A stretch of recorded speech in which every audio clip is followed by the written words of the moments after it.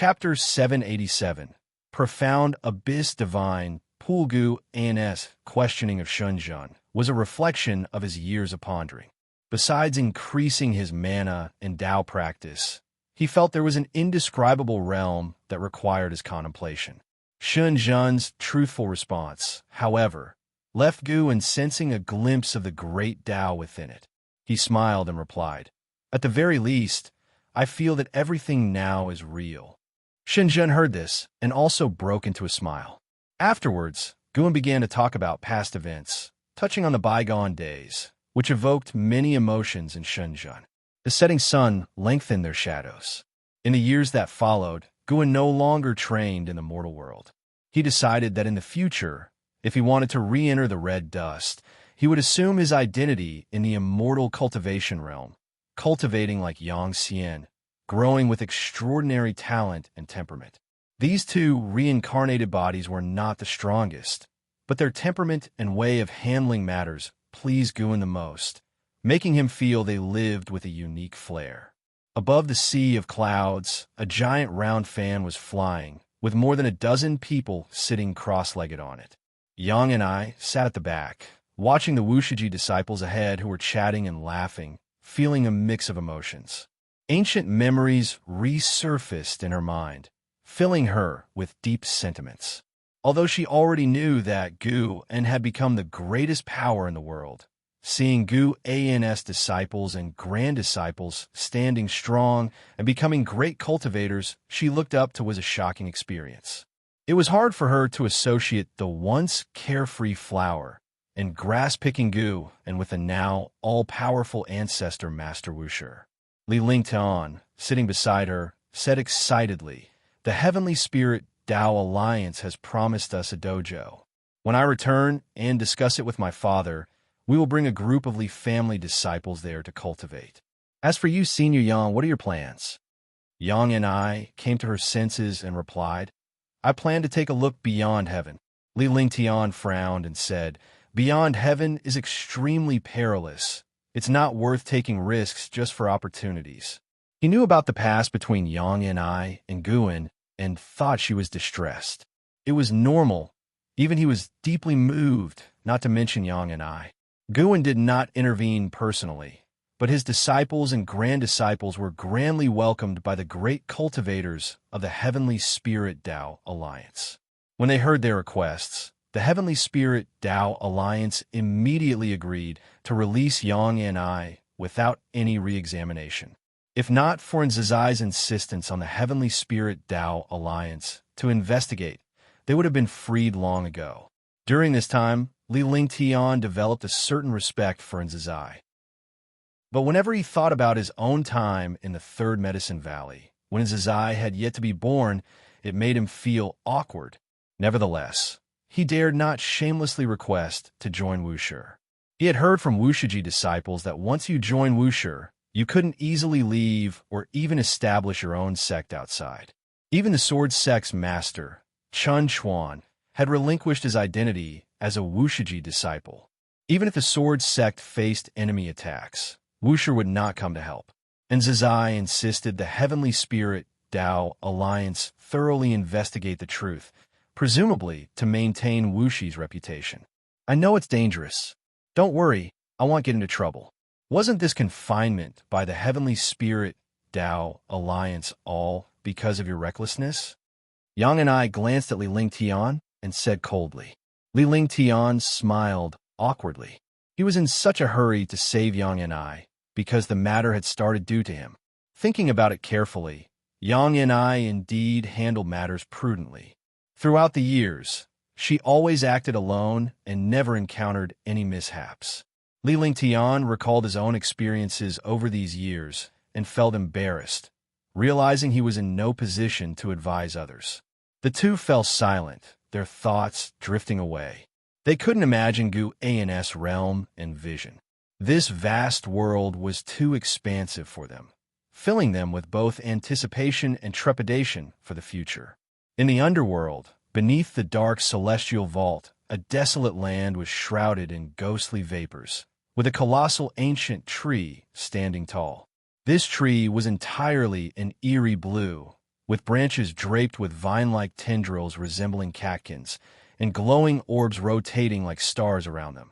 This tree was the ancient sacred tree of the underworld, known as the profound abyss ancient tree. Two people were meditating under the tree, Gu An's avatar and Hongya from the misty Immortal court. Hongya opened his eyes and sighed. As expected of the profound abyss ancient tree, its creation is limitless. Not only can one comprehend the yin-yang reincarnation here, but also the mysteries of creation. It is said that this tree once bore a fruit which cultivated and attained the Tao, befriending the celestial emperor's reincarnation body, and they were known as the two great saints of the great Tao. Unfortunately, he rebelled against the celestial court and finally perished together with the celestial emperor's reincarnation body. Guan opened his eyes and asked, "Is this story true? Where did you hear it from?" Of course it's true. It was brought back by the predecessors of the misty Immortal court from the celestial court. However, there are many such stories in the celestial court, Hongya replied. The celestial emperor is the most powerful existence. To be known as the two great saints of the great Tao alongside his reincarnation body, his talent must have been terrifying. Unfortunately, since then, the profound abyss ancient tree has never borne the profound abyss fruit again. As he spoke, Hongya raised his head, seemingly searching for the profound abyss fruit on the tree. Guan didn't expect the story of Gu Xianyu to be known in the celestial court. He guessed it was at the celestial emperor's behest. Otherwise, how could it be circulated? In his mind, the image of Taihao appeared. Taihao's temperament was bold and unrestrained, somewhat like an Hao, but his actions were more domineering and magnanimous. In Gu An's memory, he always clung to Gu Xianyu. After they became sworn brothers, the question of who was the elder brother was never settled. However, during the last battle, Taihao seemed like a different person. Perhaps that was the celestial emperor, making Guan feel unfamiliar and pressured. The bond of the reincarnations had long been gone. Guan wouldn't think they were still sworn brothers. Taihao's eyes before his death revealed madness. The celestial emperor was definitely not cold by nature. The two chatted while waiting for the distant visitor. They were chatting because they both sensed an aura coming from afar, which should be from the Nine Yin Divine Mansion. The Nine Yin Divine Mansion's destiny was profound. The aura of its cultivators differed from that of ghost souls and ghost gods, making it easily identifiable. Soon, a white-haired man in a black robe, resembling a specter, swiftly approached and landed 10 steps in front of them. Guan immediately recognized his origins. This person was named Zhu Luo, possessing cultivation at the heaven-balancing golden immortal realm, originally a soul of the snake demon. Zhu Luo looked at Gu and Hongya, raised his hand in salute, and said, "The pavilion master has something to discuss with you both." Hongya's expression remained indifferent as he asked, "Which pavilion master?" "The second pavilion master, to discuss the matter of the profound abyss divine pool. The profound abyss divine pool is about to open, and you two must be waiting for this opportunity. So the second pavilion master sent me to invite you," Zhu Luo replied. Hearing this, Hongya's eyes sparkled with joy. He exchanged a glance with Guan, then stood up and said, "Lead the way." Zhu Luo immediately turned and began to lead the way, with Hongya following closely behind. Guan lagged slightly. Watching Hongya's back, he secretly sighed. This is not an opportunity, but an abyss of destruction. The Novel Fire. Net website on Google to access chapters of novels early and in the highest quality. If you find any errors, ads pop up, ads redirect, broken links, non-standard content, etc., please let us know report so we can fix it as soon as possible. Chapter 788. Beneath the Sage, all are as ants when Gu An's doppelganger and Hongya headed to the profound abyss divine pool. Gu An's true self remained within the Taoist field of the beginningless. Gradually, Guan left less and less. Apart from his regular medicinal herb collection, he stayed in the field, contemplating alone in a bamboo forest. The disciples noticed his unusual behavior, but were not worried, thinking he was about to create some extraordinary cultivation technique or divine skill. Time flies like an arrow. 100,000 years had passed since Li Ling Tian came seeking help. Gu An's doppelganger and Hong Yazi had already delved deep into the profound abyss divine pool and had run into trouble, trapped in a certain place, unable to leave. On this day, the weather was clear and the sun was shining brightly. A gentle breeze blew into the bamboo forest amidst the lush green scenery. Dressed in white, Guan sat on the steps in front of a pavilion, hair disheveled and clothes loosely draped, as if just awoken from a deep dream. One hand propped on the steps, the other on his knee, with 2 fingers holding a bamboo leaf. What is it really? Guan muttered to himself. Over the years, he had been seeking a certain feeling but could never understand it. He even projected his lifespan multiple times, making the feeling stronger, a sense of almost grasping it, but never quite. Even as a primordial, profound, venerable immortal, he couldn't help feeling uneasy. Notably, his doppelganger also shared this sensation. This was the reason he hadn't immediately rescued Hong Yazi. Trapped in the profound abyss divine pool, they were bound to encounter great difficulties, yet the emergence of that inexplicable feeling made their tribulations seem vague. Throughout, Gu An's cultivation had always been an enhancement in his Tao practice. Although he refined his Tao heart and used various methods to deepen his understanding of the great Tao, he had never before felt the presence of his mental state like now. In the unseen, it seemed a mental state awaited his breakthrough. After breaking through, it might not make him stronger, but he still yearned to achieve it. This feeling appeared after reaching the primordial, profound, venerable, immortal realm. It seemed a power was guiding the primordial Tao fruit, thereby affecting Guan. At this moment, a figure walked out from the forest, approached Guan, and bowed. "Master, my immortal emperors, I has been unsettled recently, causing my Tao heart to become aggressive. Why is this? I haven't encountered any stimuli." Xian asked Guan, her face full of worry. Since handing the affairs of the beginningless to Nzazai, she had dedicated herself entirely to cultivation. Now she had reached the cultivation level of the heaven-encompassing free immortal, leading all disciples of the beginningless. Gu An's gaze didn't leave the bamboo leaf in his hand. He softly answered, "Another pair of immortal emperor's eyes has emerged in the 3,000 great worlds. Your immortal emperor's, I sense, is its rival, disturbing your mind." On hearing this, Xian hurriedly asked, "How should I resolve this disturbance?" "Either go and eliminate the person, or temper your mind to overcome the influence of the immortal emperor's eye and truly master it." Gu An's answer left Xian in deep thought. Killing was not an option, without grudges, even if the immortal emperor's eyes repelled each other, and Xian couldn't bring herself to do that. Temper her mind? Xian felt challenged as she had been suffering recently. But no matter how hard, she had to overcome it. She couldn't bring shame to her master. "By the way, master, you've often come to this bamboo forest these years. What have you been studying?" Xian asked curiously. Guan glanced at her, the corner of his mouth lifting into a smile. "Just like you, I need to overcome mental confusion." Hearing this, Xian showed a smile, feeling oddly relieved. Even a master as powerful as him faced similar situations. She felt inspired. The two continued chatting, with Guan inquiring about her cultivation, and she answered truthfully. The development of the beginningless to this point meant Guan no longer needed to personally guide the disciples. They could pass on their teachings themselves. And Zazai's management skills were impressive, even surpassing Xian, organizing the beginningless excellently, with no disciple treated unfairly. After staying for a while, Xian finally took her leave. Guan continued to sit where he was, thinking. Profound abyss divine pool, with a celestial vault, was a dark red. Mountains undulating, though there were trees, no flowers or leaves, and not a spot of green.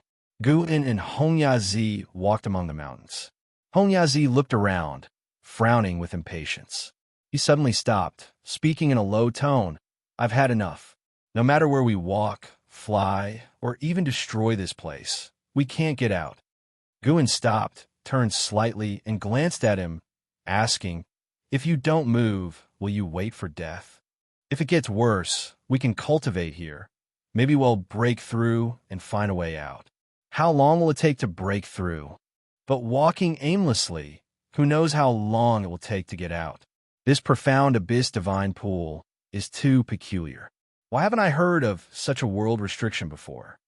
Hong Yazi said gloomily, as a heaven-opening Daluo Immortal, had never encountered such a powerless situation since reaching this realm.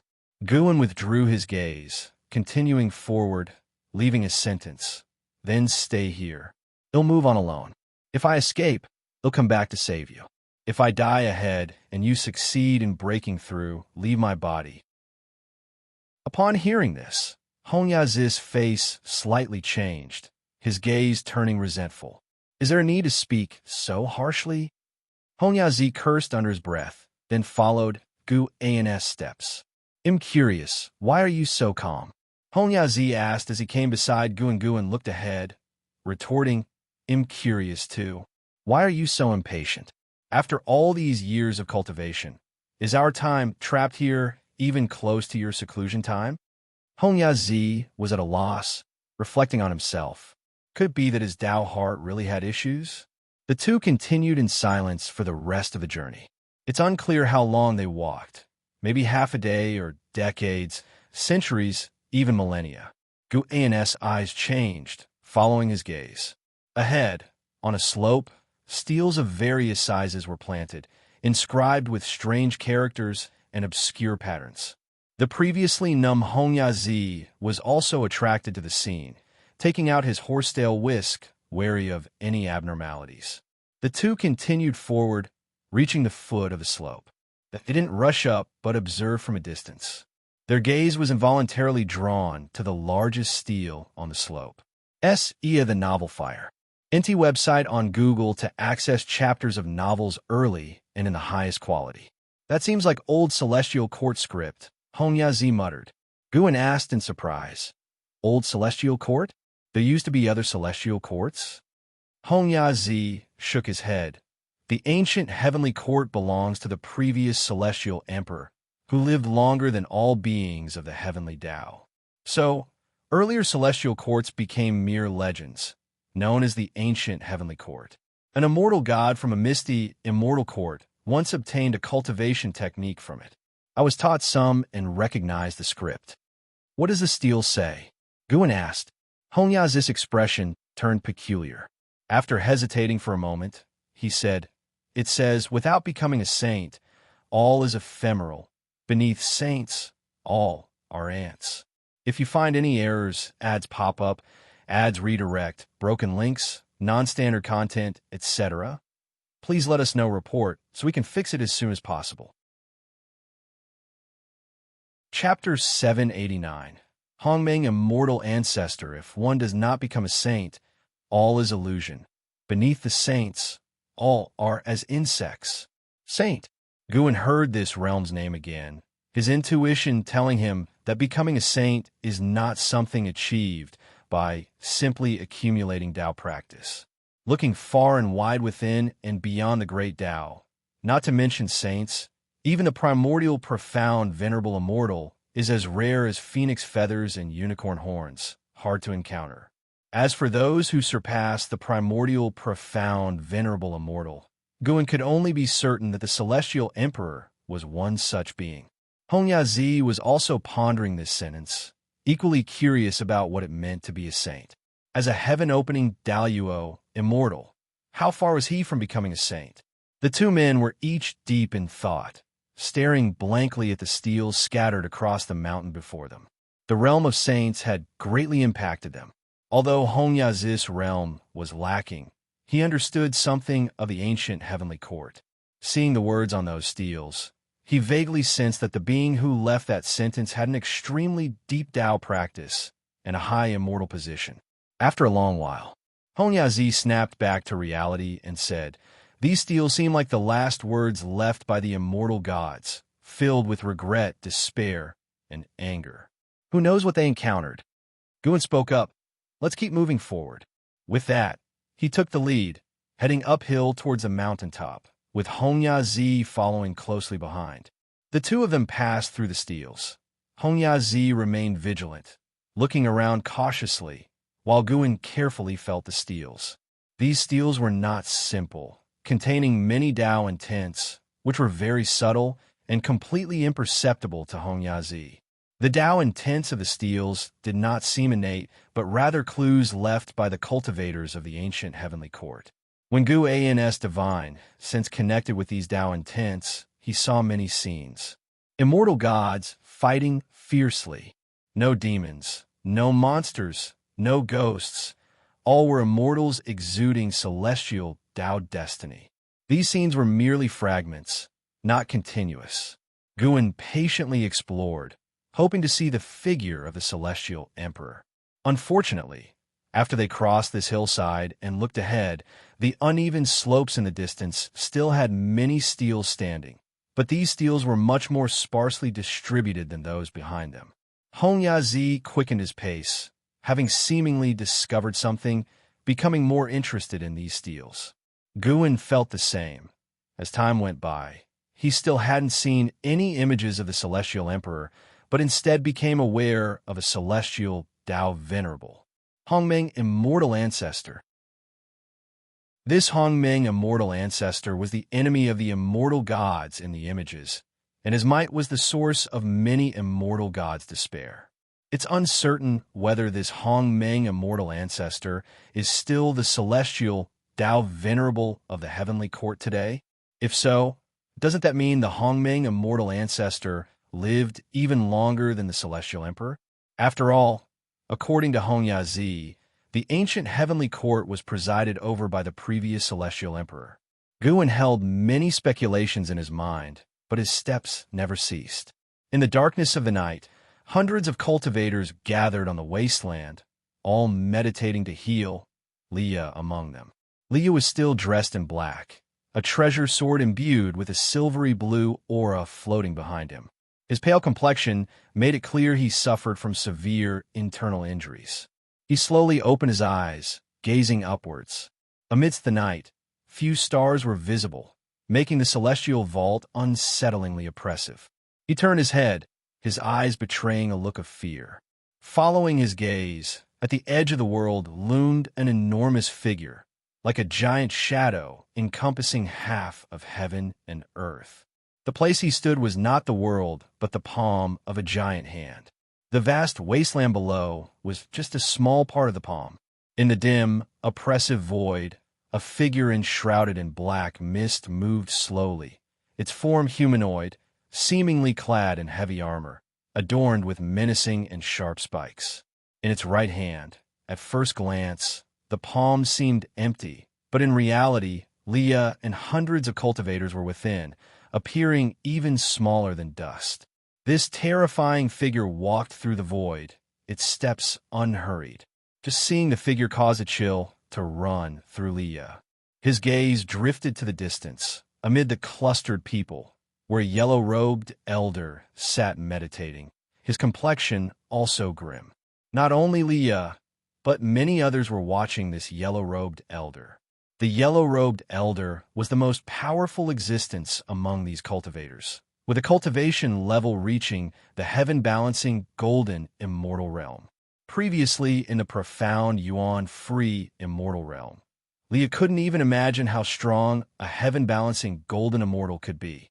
It was said to be comparable to the cultivation level of a celestial god. The yellow-robed elder possessed not only profound cultivation, but was also the patriarch of a sect from a great thousand world, establishing a dojo in the great Dao void. Leah originally went to hear the Dao, but during the session, he and other attendees were captured by mysterious evil demons. While listening to the Dao, the yellow-robed elder's Dao intent felt unfathomably profound to him, incomparable even to Gu Ans level at the time.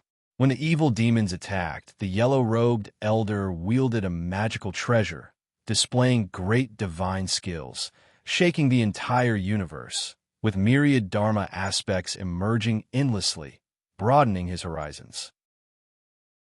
Yet, with a single counter, the evil demons suppressed the Elder and the Tao listeners entirely. The mighty heaven-balancing golden Immortal had no power to resist. Leah couldn't fathom the extent of this evil demon's Tao practice level. He couldn't help but think of what the golden crow divine sovereign once told Guan when faced with him.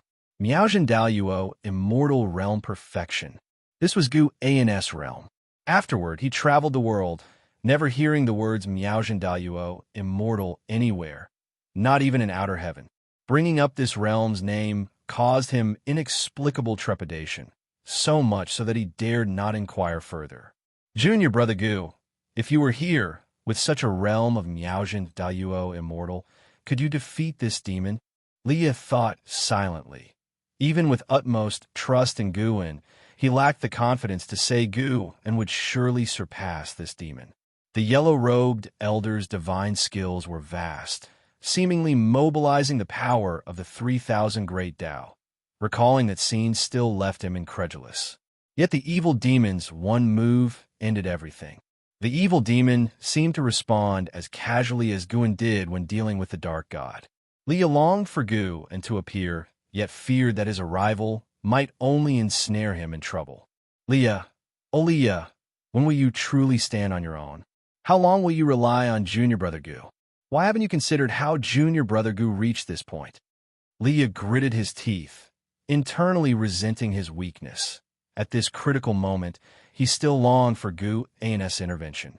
At that moment, in the darkness ahead, a beam of light like sunshine burst forth, dispelling the darkness, illuminating Leah and the hundreds of cultivators. Everyone looked up, their faces lit up. Quickly, some became excited. Within the strong light, a figure approached them, appearing like an immortal god, exuding an aura of invincibility from its mere stance. Immortal monarch Xuan Miao of the celestial court is here. Demon, submit now without resistance. A powerful and domineering voice resounded through the void, stirring the emotions of the hundreds of cultivators. Leah, however, felt a sense of confusion. This voice sounded somewhat familiar. Profound mystery? Sir the Nellfire. NT website on Google to access chapters of novels early and in the highest quality. If you find any errors, ads pop up, ads redirect, broken links, non-standard content, etc., please let us know report so we can fix it as soon as possible. Chapter 790. Unbelievably powerful immortal monarch Xuan Miao. The hundreds of cultivators surrounding Leah felt a thrill upon hearing that the opponent claimed to be from the celestial court and even an immortal monarch. They all rose and focused intently on immortal monarch Xuan Miao, who was enveloped in a strong light, their eyes filled with anticipation. Immortal gods, even if not compassionate enough in the hearts of cultivators, still have their responsibilities, especially in the fight against evil demons. Since ancient times, immortal gods have never been lenient in opposing outer heaven demons, which is also why the 3,000 great worlds still aspire to ascend to immortality. The human world is full of incense for immortal gods. The mysterious evil demon holding the hundreds of cultivators didn't respond. He raised his left hand, and rolling demonic chi appeared out of thin air, surging continuously, finally condensing into a long weapon. Much like a spear, only the spearhead resembled the head and neck of a fierce beast, terribly frightening. Search * the novel fire. NT website on Google to access chapters of novels early and in the highest quality. All the cultivators sensed that a great battle was about to erupt. Even the heaven-balancing golden immortal realm, yellow-robed elder, held his breath in concentration. Immortal monarch Xuan Miao strode forward from the powerful light of the heavenly Tao, his aura continuously rising, causing the dark void to present a twisted scene of purple and red. Even though being suppressed in the palm of the evil demon, the cultivators could feel the powerful aura of immortal monarch Xuan Miao, which was not even inferior to that of the evil demon. Leah was so shocked that he was left speechless. Immortal monarch Zamio's form overlapped with the Li Xuan Miao in his memory, the two of them being from the same family. The Li Xuan Miao had cultivated in Mount Sanqing since childhood, leading to an unfamiliar relationship between them, yet they had met quite a few times. Has Li Xuan Miao ascended to immortality? How is that possible? Li suddenly realized he hadn't seen Li Xuan Miao in many years. But something didn't feel right.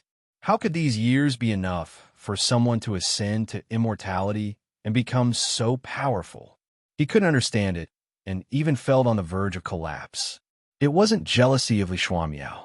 He just felt that his own talent and opportunities seemed like a joke. Since leaving the Tai-Tasang continent, he hadn't slackened for nearly 20 million years.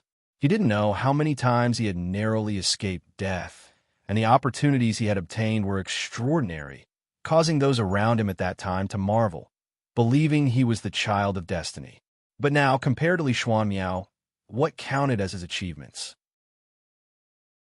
Just by sensing Li Xuanmiao's aura, he felt he couldn't measure up at all. Before it was Guan, now it's another clan brother. At this moment, he forgot life and death, only staring blankly at Li Xuanmiao's approaching figure. Li Xuan Miao also conjured a divine weapon with dragon qi coiling around it in his hand. Since he refused to cease, then meet your end. Li Xuanmiao's voice rang out again, and as his words fell, he fiercely thrust forward with a spear.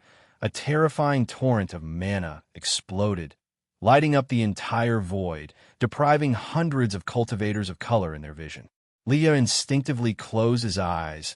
His divine sense couldn't extend as it felt scorching pain once it left his body, frightening him into hastily retracting it.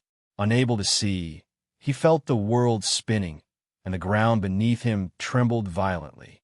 After a good while, Leah heard a rumbling sound in his ears, gradually able to open his eyes. What he saw was a magnificent battle scene reflected in his eyes, making him open his mouth unconsciously. Not only him, but the other cultivators were experiencing the same. They were all bound to the ground, unable to detach from it, which prevented them from falling.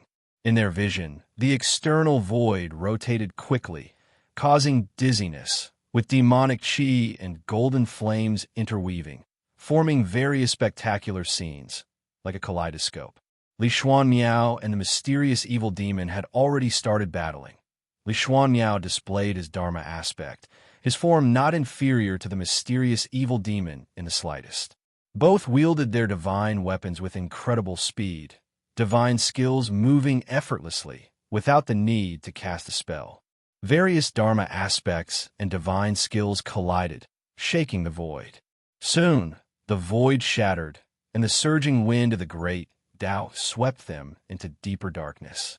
The heavenly Tao's strong light on Li Xuan Miao was so bright, illuminating the cultivators, none of whom spoke, engrossed in watching the battle nervously. Powerful, inconceivable. This was everyone's impression. The momentum of those divine skills was not only magnificent, but also incomprehensible to them. As Li Xuan Miao swung his spear, it spun, causing slices of heaven and earth to shoot out along the spear's body, colliding with the mysterious evil demon. The mysterious evil demon seemed to have invisible clones, causing the Jin Qi around Li Xuan Miao to be continuously impacted. In the midst of battle, the mysterious evil demon would sometimes open its mouth, releasing countless demons that charged forward one after another toward Li Xuan Miao. They were actually able to penetrate the celestial Tao flame and land on Li Xuanmiao's armor. Li Xuan Miao frowned slightly. Although he could disperse the demons on his body, he could feel a power of cause and effect eroding his mana. While he hadn't fallen into a disadvantaged position, he couldn't suppress the mysterious evil demon in a short time, either. This was his first battle after ascending to immortality. The dark heavenly court had invaded. He was responsible for roaming the 3,000 great worlds, eradicating the dark demons that infiltrated, and the reason he arrived in time was that he calculated Li Ya's peril.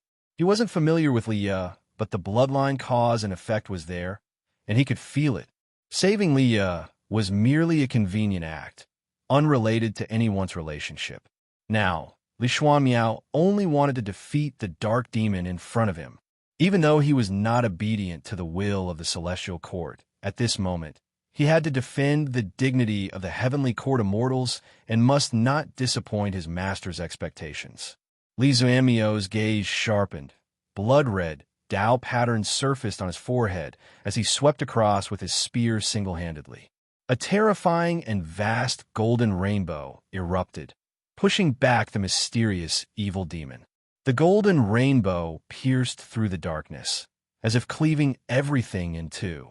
Immediately, countless golden chains emerged from within the golden rainbow, quickly binding the mysterious evil demon.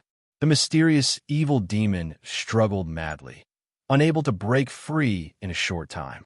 They continued descending, below appearing a vast river of qi, a long river of the great Tao. Li Xuanmiao paid no mind to where they had arrived, continuing to cast his spells. Over the mysterious evil demon's head appeared layers of golden wheels, from which a golden giant cauldron descended, directly falling and enshrouding the mysterious evil demon. A strange and ear-piercing chant echoed, as if countless people were chanting together, causing Li Ye and the other cultivators to feel their divine souls turn upside down. Fortunately, the feeling came swiftly and dissipated just as quickly. Once they had cleared their minds, they looked up to see the world enveloped by a golden screen of light, within which were densely packed exotic characters and patterns, immersing them in the true meaning of heaven and earth, overwhelming them at first glance. At the same time, far away in the Taoist field of the beginningless, Gun was observing this battle. His avatar was in the profound abyss divine pool, seeking more information about the saint, and Li Xuanmiao was engaged in the battle. What a coincidence indeed. Li Xuanmiao's current cultivation level had already reached the Taiqing Golden Immortal realm, while the mysterious evil demon was also a Taiqing Golden Immortal. However, compared to the mysterious evil demon, Li Xuanmiao's realm was forcibly elevated by the celestial Tao destiny, resulting in a certain disparity in strength between them. Gun also heard Li Ya's inner voice. "Senior brother, the demon before you is nothing. Even Hongya Zi, who surpasses him by 100,000 times, is just as confused." Gun thought with a smile on his lips. If you find any errors, ads pop up, ads redirect, broken links, non-standard content, etc., please let us know report so we can fix it as soon as possible. Chapter 791. Persistence grew and didn't make a move immediately, but continued watching Li Xuanmiao battle the evil demon. Although Li Xuanmiao was not a match, this fight could temper him. After watching for a while, he shifted his gaze to Li Ye. Although he would tease Li Ye about always getting beaten when they met, in reality, he greatly admired Li Ye. His nurturing of Li Ye was far less than that of his disciples. Yet Li Ye's growth, despite being full of hardships, saw an undoubtedly fast increase in his cultivation level. Among his peers, how many could compare? Li Ye's fate was constantly changing, even without Gu An's interference. He could change his destiny through opportunities. Once his fate was to become the #1 great cultivator in the world, but now his fate was no longer confined to the celestial spirit great world. This perilous encounter also altered Li Ya's destiny. Li Ye surprisingly had a cause and effect destiny line for ascending to immortality. After this battle, ascending to immortality would become his obsession. Once Li Ye had an obsession, he would exert all his strength to achieve his goal. It was precisely this personality that had supported him to this day. In some sense, Li Ye resembled the protagonist in novels from his past life on Earth. In his spare time, Gun would often focus on him, as if following a thrilling drama series. Until dusk fell, the battle between Li Xuanmiao and the evil demon had not yet concluded, and they had fallen into a great river of the great Tao, fortuitously the river of destiny. Lu Qiuxian, although still in the river of destiny, was already able to detach from it. He was obtaining enlightenment deep within, seemingly creating a great divine power about the path of destiny. Li Xuanmiao's battle had been noticed by Lu Qiuxian, yet he was unconcerned. He also knew that the immortal gods were immortal and unextinguishable, and he did not wish to get involved in the matters of the celestial court. Guin stood up, stretching his waist in the courtyard. Recently, he rarely stayed in that patch of bamboo forest, deciding to relax for a period, no longer straining his mind on that mysterious state of mind. If you can't figure it out, why not let it go for now? Guin also wanted to be as persistent as Leah, but if he couldn't achieve it, he could only give up. If all else fails, it's still not beyond cheating. He would never give up on the ability to evolve lifespan. He always thought he wasn't a genius, and that getting to this day was solely due to his lifespan evolution ability. Even though he had become powerful, he would not deny this fact, nor fakely intend to give up this ability. The reason he would seek enlightenment on his own was to find something to do during the years of storing lifespan. He could take shortcuts to become strong, but he couldn't afford not to understand his power after becoming strong. Guin casually chatted a bit with Shunjun in front of the artifact refining cauldron, then returned to the house alone. As the moon set and the sun rose, a new day came. Guin walked out of the house, holding a flute, heading out of the courtyard. The dojo was filled with rolling mountains, the green hills and waters grand and picturesque. The floating spirit mist made the world seem more like an immortal realm. Although Guin was already used to the scenery in the dojo, every time he stepped out of the courtyard, he felt a sense of contentment. The many worlds he could see, but what truly belonged to him was the little world within the dojo, where everything brought him satisfaction. He stepped into the forest, enjoying the morning breeze brushing against his face. The flowers and plants by the roadside were vibrant, with a faint hint of spirited beings passing by. Those were spiritual objects formed by the condensation of Tao intent, possessing a degree of spiritual intelligence, but unable to contact living spirits, let alone communicate, merely existing in the same dojo, but not in the same space. Along the way, Guin reached the cliff halfway up the mountain. Looking far ahead, he saw a dozen disciples practicing swordplay by a small river between the mountains some 10 miles away, guided by a fifth-generation disciple. Such scenes were present in several places within the dojo. Wuxia had already formed its Taoist lineage, with complete regulations and order, requiring no effort from Guin. Having developed to the present, Wuxia was no longer just a dojo belonging to Guin alone, but also an embodiment of the disciples' efforts.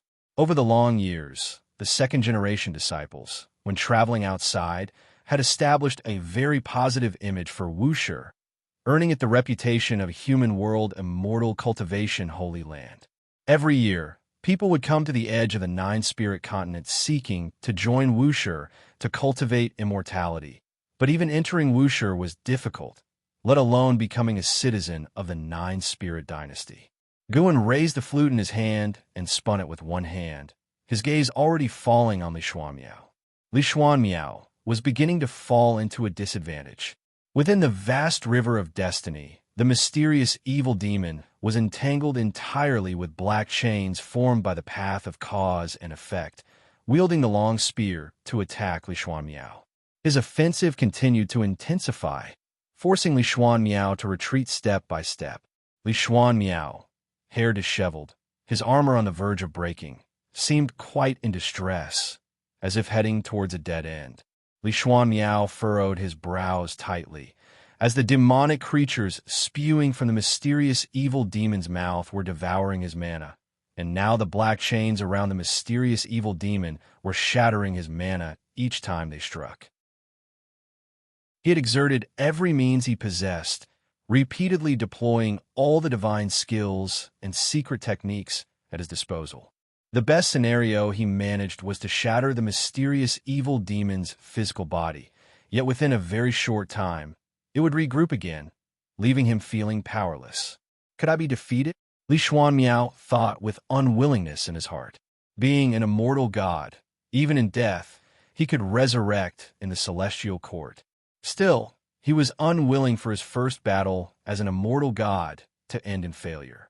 Hundreds of cultivators trapped in the palm of the mysterious evil demon once again fell into despair. His speed is getting slower. I can barely make out some of his moves. If even the celestial immortal monarch can't deal with this demon, then we're really doomed.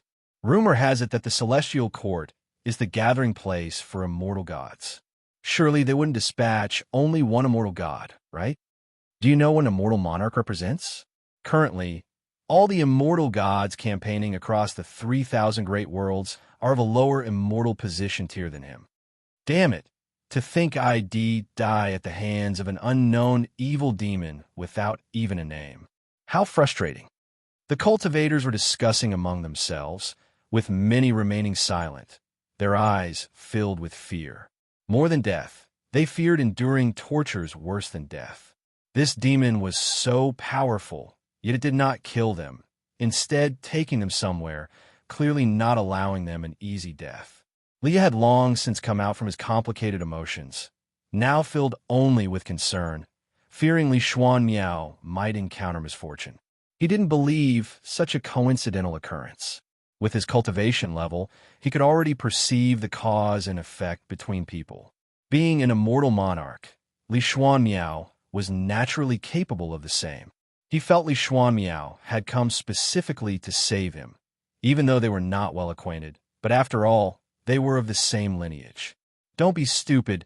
Finally reaching immortality. There's no need to fight to the death for us, Leah muttered softly, hoping Li Xuan Miao could hear. At that moment, the mysterious evil demon roared angrily, the chains around its body quickly intertwining, unexpectedly revealing a black coffin. Ia the novel_fire. At website on Google to access chapters of novels early and in the highest quality. As soon as the black coffin appeared, the surrounding Great Daos air currents surged towards it, and even Li Xuan Miao felt a horrible pulling force. Li Xuan Miao, looking at the black coffin larger than the mysterious evil demon itself, was filled with intense unease. The existence within this coffin was undoubtedly very dangerous. If you find any errors, ads pop up, ads redirect, broken links, non-standard content, etc., please let us know report so we can fix it as soon as possible. Chapter 792. The black coffin was suspended behind the mysterious evil spirit, its lid slowly opening amidst the chaos of the Great Tao. Even those like Leah, who were held within the palm of the mysterious evil spirit, couldn't help but feel a chill run down their spines. They all turned their heads to look and saw the black coffin, larger than the evil spirit itself. From their vantage point, they couldn't even see the top of the coffin. What could be in there? Everyone held a sense of unease that was more torturous than awaiting death. Li Xuan Miao, who was also being pulled by the black coffin's force, sensed something amiss. His intuition told him that if he were to come into contact with that black coffin, it would certainly lead to a bad ending. The lid of the black coffin opened a crack, revealing a darkness even blacker than the void, which upon a single glance seemed to draw one's mind into a never-ending oppressiveness. Li Xuan Miao forcibly withdrew his gaze and glanced toward the right arm of the mysterious evil spirit. He decided to first save those people before his imminent death. His expression suddenly changed, becoming cold and fierce. A gate of light manifested out of thin air behind him, pouring forth an immense amount of celestial Tao destiny, which then flowed into his body, granting him temporary strength to escape the pull of the black coffin. He leapt into the air, moving agilely to the side of the mysterious evil spirit. In his hand, he wielded a divine spear, gathering his most powerful mana, intending to thrust it toward the right arm of the mysterious demon. At that moment, Li Xuanmiao's face changed dramatically. He suddenly found himself in a place of absolute darkness, without the mysterious evil spirit around him, and without the river of destiny beneath his feet. To his horror, he realized he couldn't move. He could only laboriously lift his eyes and see a massive object faintly visible in the darkness above him, which upon closer inspection was indeed the black coffin summoned by the mysterious evil spirit. The black coffin continued to open. How is this possible? Li Xuanmiao's eyes widened. No matter how much effort he exerted, He couldn't move his body or soul. He couldn't distinguish whether he had fallen into an illusion realm or was sealed in another space. As the lid of the black coffin opened further, a black claw covered in scales emerged, grasping the edge of the coffin. This grip sent a jolt through Li Zuamio's heart. He began to feel fear. This emotion was beyond his control, swiftly spreading and occupying his entire heart. At this moment, his mind went blank, and he could only gaze dazedly at that black claw. Suddenly, a melodious flute sound came from afar, growing clearer, gradually dispelling the fear in Li Zuamio's heart. Li Xuanmiao turned his head to look, but saw nothing. All around was extreme darkness, yet the flute music brought him a sense of peace. "Is it you?" Li Zuamio's gaze became complex. Immortal gods are immortal and indestructible, and venerable Guangfa Taiguang certainly wouldn't take action. The only one who might is his master in the mortal realm. He immediately relaxed, and, when looking again at the black coffin and the emerging black claw, he felt no fear. The darkness was larger than the world itself, and in its presence, Li Xuanmiao was extremely small. But now, he feared nothing and even showed a playful expression. Even after joining the celestial court and witnessing worlds of higher realms, in his heart, Guan remained the strongest. Even the legendary celestial Dao Venerable or celestial emperor might not be stronger than his master. He knew that expressing such thoughts would make him a laughingstock, but he firmly believed it. Guan did not exude an aura more formidable than venerable Guangfa Taiguang, but Guan's demeanor was so calm and mysterious, giving an impression of profound enigma that no one else could. Boom! The lid of the black coffin was suddenly blasted open, and a terrifying dark shadow seemed ready to burst forth. A strong light descended from above, instantly enveloping the black coffin, scaring the shadow back into the coffin. Then Li Xuanmiao saw an indescribable giant claw descend from the strong light, grasping the black coffin directly. This seemed to be the claw of some divine bird, making the enormous black coffin appear like a small block of wood under its grasp. With a shocked expression, Li Xuanmiao watched as the divine bird's claw, holding the black coffin, vanished into the strong light, coming and going swiftly. Before he could react, the surrounding darkness abruptly shattered, and he found himself back on the river of destiny, with an arm suspended in front of him. The arm of the mysterious evil spirit, with hundreds of cultivators, including Li, is still standing in its palm.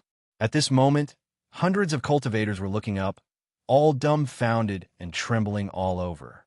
The mysterious evil spirit and that black coffin had already vanished without a trace. "That claw just now," one cultivator asked in a trembling voice. The mysterious evil spirit was tremendously terrifying, and the earlier battle had already driven them to despair. Yet, unexpectedly, a mysterious bird claw descended and directly dispersed the mysterious evil spirit, taking away that black coffin. Everything happened so fast, it made them doubt if what they had seen was real. No one answered the cultivator's question, but Li Xuanmiao did hear it, which further convinced him that his experience just now was real. "Was that my master's mount? But I've never seen him raise any divine birds." Li Xuanmiao looked at the mysterious evil spirit's arm, his mind filled with bewilderment. "You have successfully seized 61,982,073,922 years of lifespan from the cause and effect greedy demon. Taiching Golden Immortal Rel Perfection." Guan looked at the notification in front of him, then lifted his right hand. He stood on the cliff of the Taoist field of the beginningless, facing the vast, spectacular mountain scenery. A bird descended from the sky, which was his Tongxian venerable spirit, the Wuxia Divine Sparrow. The Wuxia Divine Sparrow landed on his hand, clutching a small black object with its beak, which was the black coffin, now shrunk to the size of a finger. Guan raised his left hand, took the black coffin, and it enlarged, but still could be held with one hand. There was something inside the coffin. This was an existence more terrifying than the cause and effect greedy demon, with a cultivation level reaching the early stage of Miao Zhendaluo, Immortal Realm, two major realms higher than Lishuan Miao, which was the reason Guan took action. Guan temporarily did not intend to destroy the evil demon inside. He found it intriguing, so he squeezed it with his hand, setting a powerful restriction, turning the black coffin into a black plate, which he casually hung on his belt. Then he turned and walked down the mountain, with the Wuxia divine sparrow hopping onto his shoulder. As Guan descended the mountain, he petted it. Reaching the foot of the mountain, he happened to encounter Nzazai. Seeing him, Nzazai immediately saluted, then smiled and asked, "Ancestor, are you taking this divine sparrow out for a stroll again? When will it develop spiritual intelligence?" Ia the Nelfer. Net website on Google to access chapters of novels early and in the highest quality. The Wuxia divine sparrow was brought by Guan from the outside and often flew around in the dojo. All disciples knew it, but none had seen it display its strength, and its aura was also very weak, appearing unimpressive. Guan smiled and replied, "Speaking is not the only sign of developing spiritual intelligence. In fact, it is quite clever and understands all things in the world." Nzazai nodded, not daring to contradict Guan. He then said, "Ancestor, the Heavenly Spirit Tao Alliance has an alliance hierarch attempting to attain a golden immortal Tao fruit and has invited great cultivators from all over to observe the tribulation crossing. They also sent an invitation to Wuxia. Should I represent Wuxia in attending to watch?" Mentioning the golden immortal Tao fruit, a peculiar sparkle appeared on his face. This realm had already shaken the immortal cultivation realm, and he had long heard of it, but he didn't know how powerful a golden immortal was and had always aspired to witness it. This time, he also wanted to go see the spectacle. If you find any errors, ads pop up, ads redirect, broken links, non-standard content, etc., please let us know report so we can fix it as soon as possible. Chapter 793, Perfection Realm. The celestial spirit Great World is about to birth an innate golden immortal. Although this tribulation crosser comes from another great thousand world, he has already rooted himself in the celestial spirit Great World, and his achievements will also drive the development of the celestial spirit Great World. Even though Guan had foreseen this long ago, the arrival of this moment still made him somewhat emotional. In the past, the celestial spirit Great World had hardly any free immortals, let alone golden immortals. At that time, the Great World was divided into countless little worlds, and the Taoist Zhangzizai, immortal, hid deep within the void, indifferent to worldly affairs. Now, not only have the Taoist Zhangzizai, immortals, appeared in the human world to establish sects or open dojos to teach the Tao, spreading their immortal name widely. Even profound Yuan-free immortals are doing the same. Beneath the 3,000 great worlds are countless little worlds, known as the mortal realms. The cultivators in these mortal realms, upon reaching the limits of heaven and earth, will all ascend. Many ascenders of the celestial spirit Great World either merge into the world or continue to rise to legendary status. Every day, splendid events unfold across the land. During Guan's leisure, he always finds matters that pique his interest when he takes a sweeping glance at the world. Since you wish to go, then go. You may take a group of disciples, decide the number yourself, Guan said to Nzazai with a smile. Upon hearing this, Nzazai immediately flashed a smile, quickly bowed, and thanked him. "Ancestor, in your opinion, will that person succeed in breaking through?" Nzazai asked curiously. Guan replied, "He will succeed. In the future, the world will welcome the era of the Golden Immortals. In the years to come, each era will be longer, and the changes from one era to another will not be defined by great calamities." Hearing this, Nzazai felt even more eager for the future.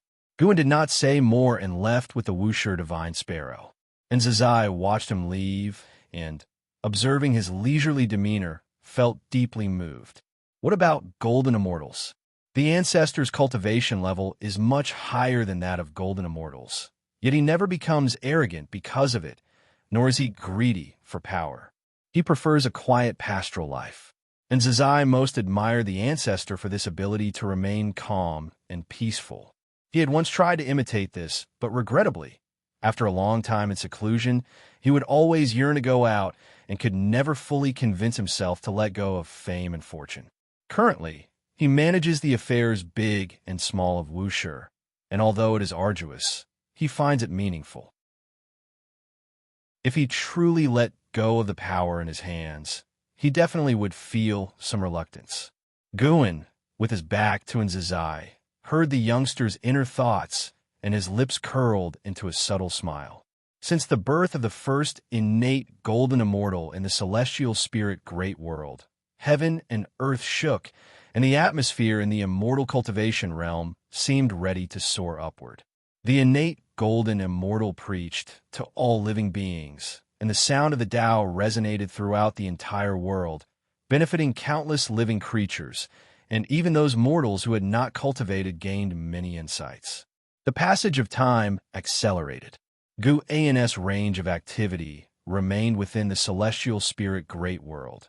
If an old friend encountered trouble, he wouldn't personally appear because the Wuxia Divine Sparrow's intervention was sufficient. The Wuxia Divine Sparrow could extend his lifespan, which was far more advantageous than avatars or puppets, allowing him to relax more. As the constellations changed and earthly agitations unfolded over countless years, the human world had undergone significant changes.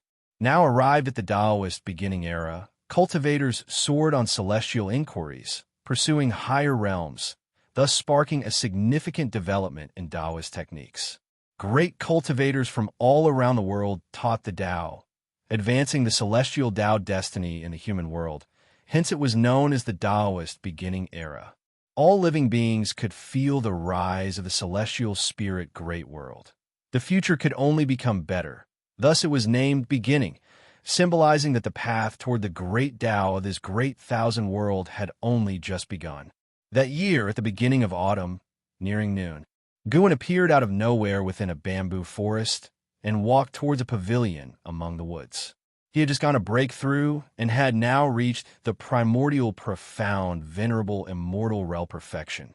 The progress from the middle stage to the perfection realm took nearly 30 trillion years of lifespan, reducing his accumulated lifespan over many years to more than 15 trillion years.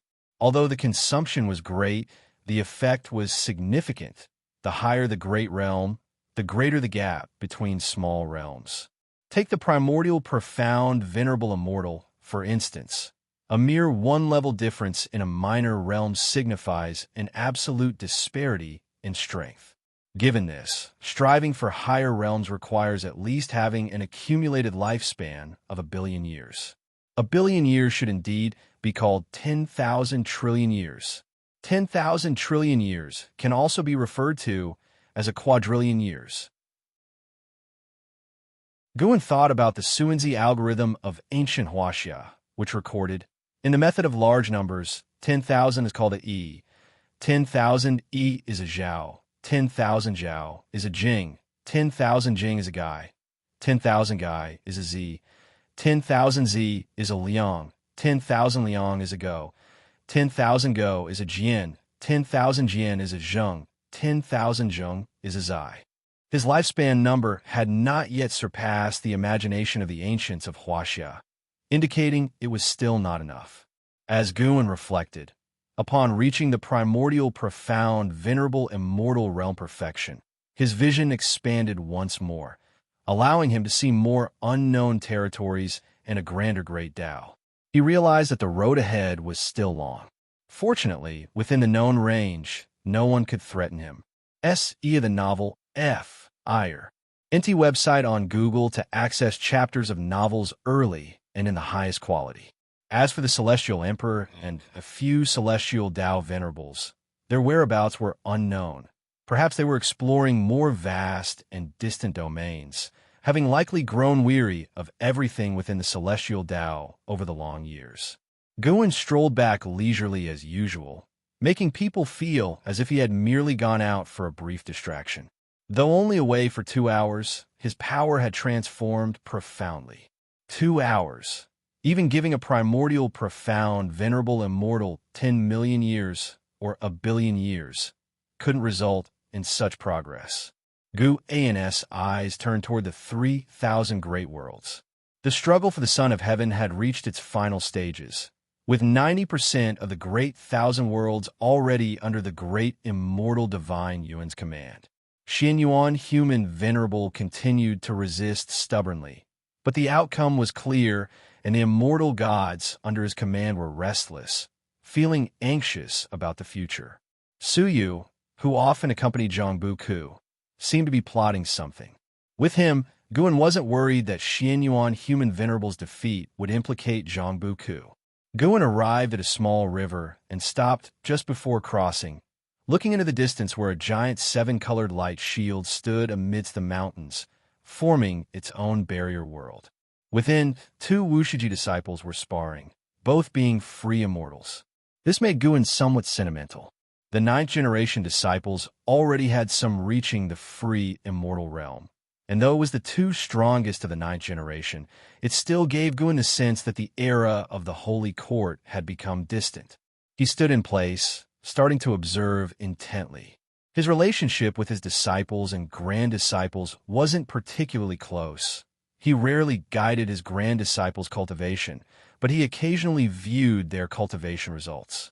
The time needed to achieve free immortal status was becoming increasingly shorter, but the transition from free immortal to Daoist Zhongzhizai immortal still remained long. The reincarnation tribulation was difficult to complete, with countless free immortals stuck at it for millions of years. To bypass the reincarnation tribulation, the only path is to become a primordial Tao Emperor. Because of this, the primordial Tao Emperor has gained high status in the celestial spirit great world, symbolizing ultimate talent. Striving to become a primordial Tao Emperor is equally challenging, but at least for the world's cultivators, it represents a possible path. If you find any errors, ads pop up, ads redirect, broken links, non-standard content, etc., please let us know. Report so we can fix it as soon as possible. Chapter 794. Turning the tide by sheer effort. Gu and stood by the river for quite a while, then crossed the small river and walked toward the mountain where he resided. An hour later, he entered his courtyard. Coincidentally, Shangwan Xianer was also there, discussing a major event of the world with Shunjun. Guan had become accustomed. Although Wuxia does not intervene in worldly affairs, he is not completely detached from the world. The disciples always have exchanges with the sects, and whenever a major event occurs in the world, Wuxi's disciples will always make an appearance. Of course, this is also the thought of the sections. Having Wuxi's disciples present, whether to preach or host conferences, will bring prestige and demonstrate one's status. Although Wuxia does not seek domination, countless legends have been passed down since antiquity, and no one dares to shake Wuxi's prestige.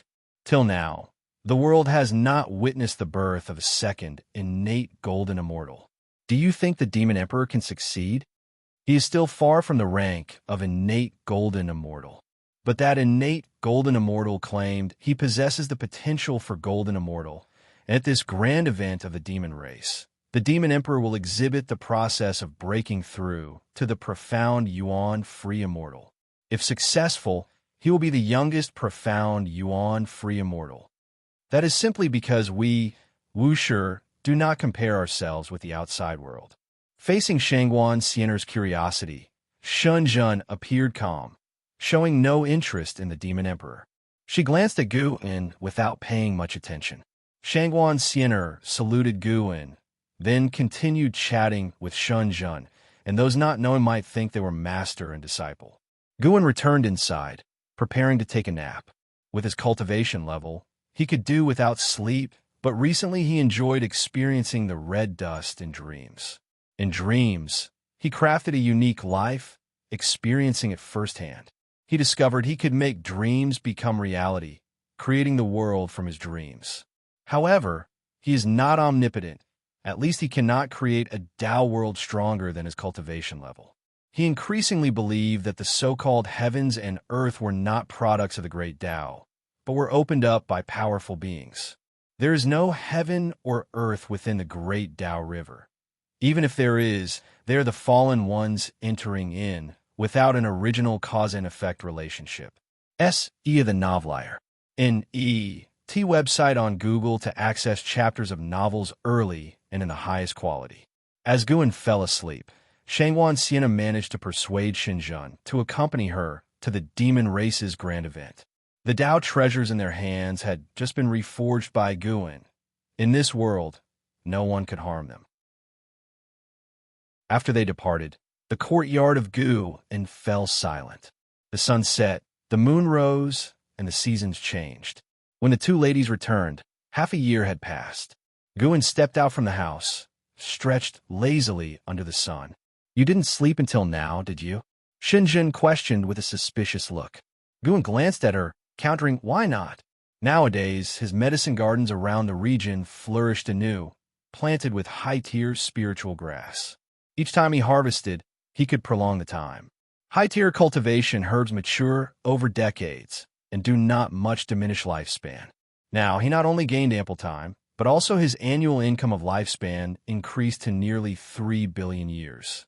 In Wushi's Taoist field of the beginningless, the medicinal herbs planted were too numerous to count. Every disciple had their own medicine garden.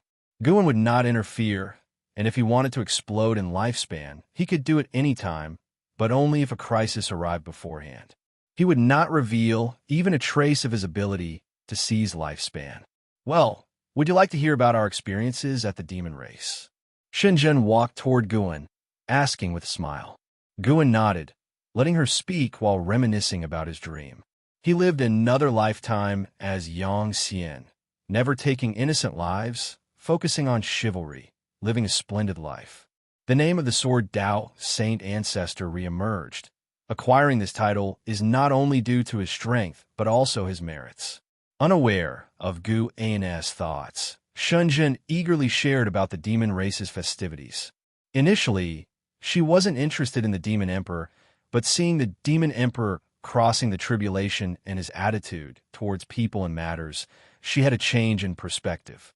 She thought the demon emperor truly might become the second innate golden immortal. Interestingly, why did I feel the demon emperor's form and voice resembled yours somewhat? Although there's a significant difference from afar, his silhouette looks like I'm seeing you. Xinjun looked at Gu and suspiciously, curiously asked, hoping to discern something from Gu An's expression. The origin of the demon emperor has always been a mystery worldwide. Rumors once suggested a connection between the demon emperor and the ancestor master Wusher. Even Wushi's disciples had asked Guan, but he firmly denied it.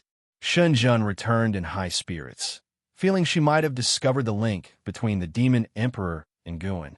Not only did they resemble in form, but there were also some indistinct causes and effects on the demon emperor that could not be deduced, yet indeed existed.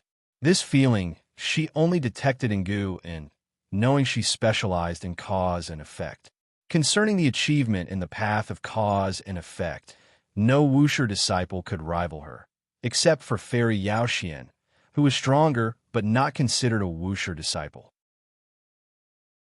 Guan looked at her, his expression serious, and said solemnly, "Some causes and effects are best left unprobed."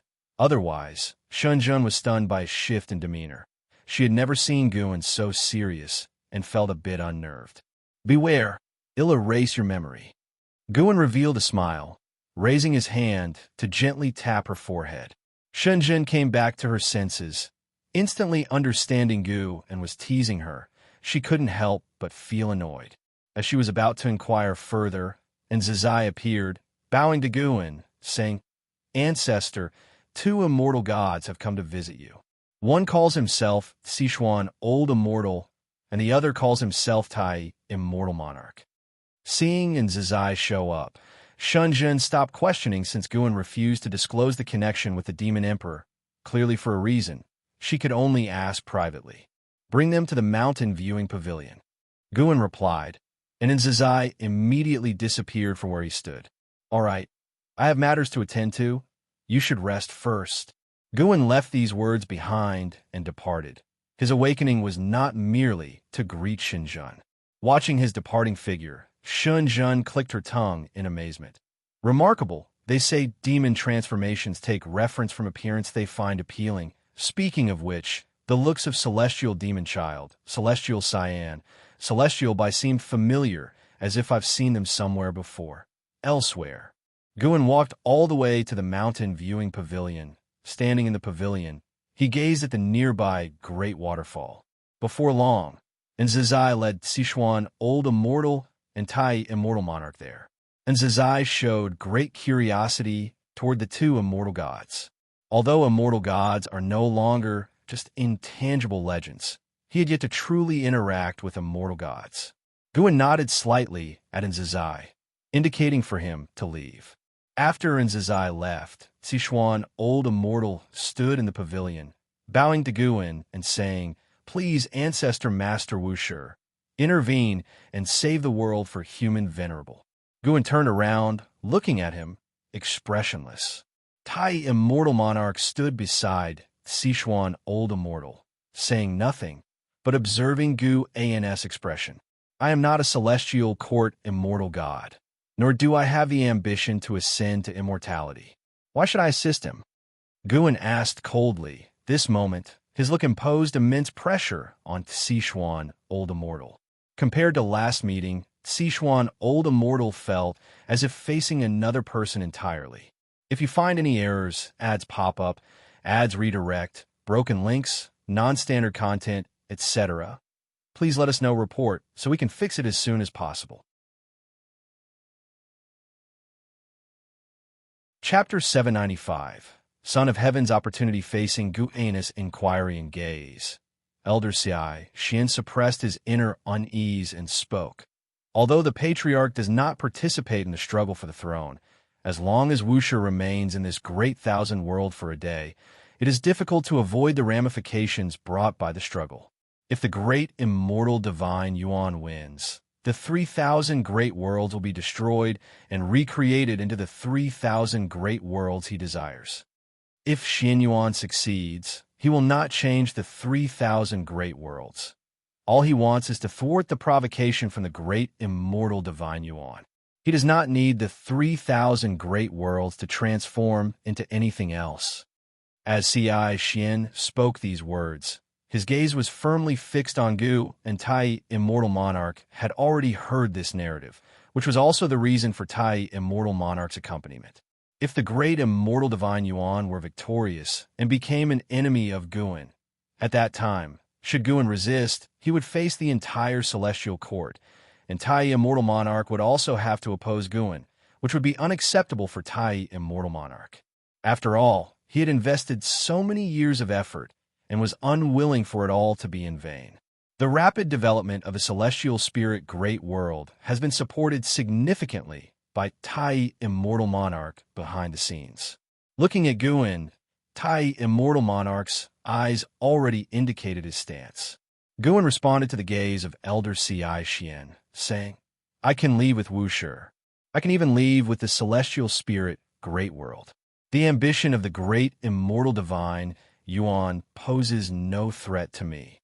Elder Xiai Xian followed up, saying, "While you are capable of departing with the celestial spirit great world, all living beings are creations of the heavenly Tao, and if the celestial court strips them of their celestial Tao destiny, they will inevitably disperse into ashes."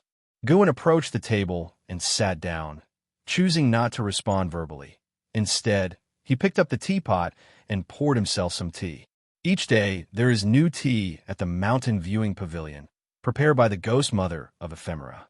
Even if Gu is not within the dojo, she prepares it personally or dispatches others to do so.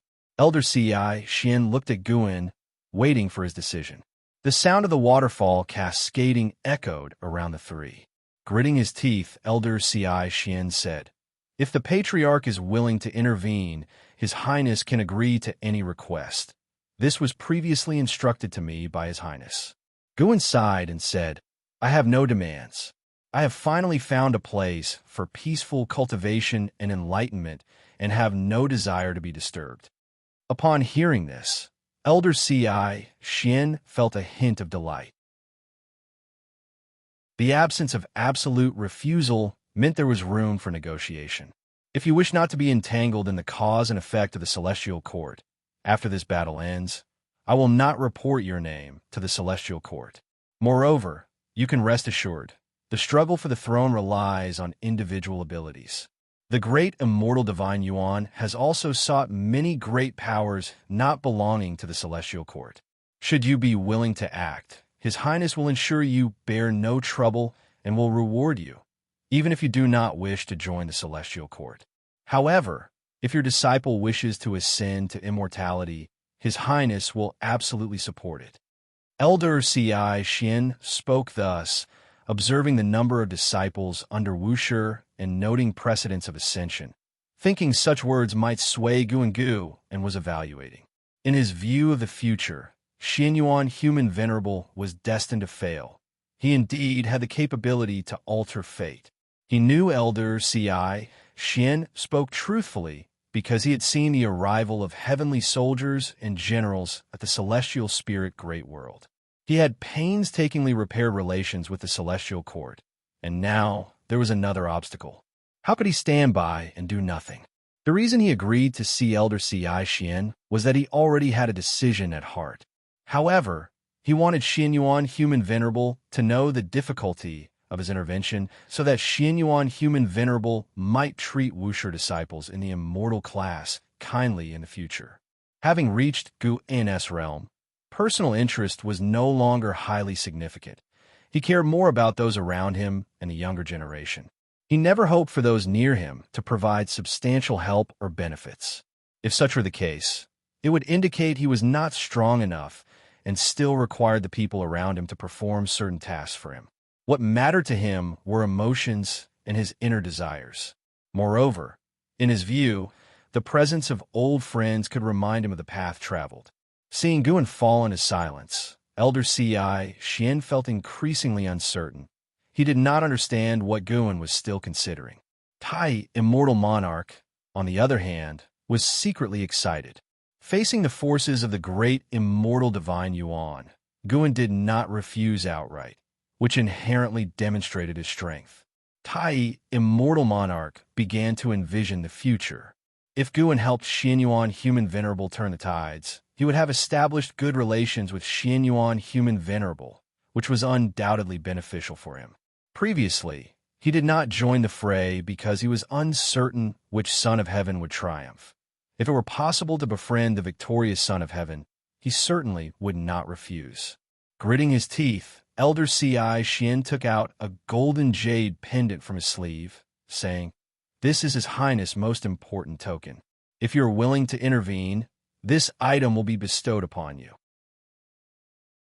This item comes from the Emperor of Heaven and can exempt you from capital punishment by the Celestial Court and grant you a supreme immortal position, an opportunity greatly coveted by sons of heaven. Seeing the jade pendant, Gu's eyelids twitched. This item did not appear in his foresight, indicating it truly represented the power of the Emperor of Heaven. Instinctively, he wanted Elder Ci Xian to quickly put it away to prevent attracting the Emperor of Heaven. But on second thought, within the dojo, cause and effect can be isolated. Why should he fear? Having grown steadily to today, his lifespan evolution abilities could be trusted. A primordial, profound, venerable immortal would indeed cause concern in the Celestial Court. Yet he could rest easy, implying even the Emperor of Heaven could not probe the cause and effect within the dojo. With such a treasure, does Human Venerable still fear failure? Gu did not reach to receive the item, but rather asked. Elder Ci Xian replied, "Human Venerable cares about victory, about the interests of all immortal spirits and mortal spirits supporting him. Rather than face utter destruction, he does not wish to disappoint all who support him." These words led Gu to regard Xianyuan Human Venerable a little higher. Gu spoke, "Since that is the case, I shall assist you, but I will not show myself, and I hope you and Human Venerable do not reveal my existence." Upon hearing this, Elder Ci Xian was overjoyed and immediately expressed gratitude to Gu in, "May I ask, Patriarch, when will you act?" Elder Ci Xian set the golden jade pendant on the table and eagerly asked, "Just relay the message to him. I will act at the appropriate time. I will only help him resolve the battlefield of the 3,000 great worlds. As for the battle between the great immortal divine Yuan and him, I will refrain from involvement," Guan replied. Sar the Novelier, NET website on Google to access chapters of novels early and in the highest quality. Naturally, the struggle for the throne cannot be interfered with by a third party. Elder Ci Xian responded, once again paying his respects to Guan, then departed. Tai, Immortal Monarch, did not follow in his footsteps, as Guan gestured for him to sit down.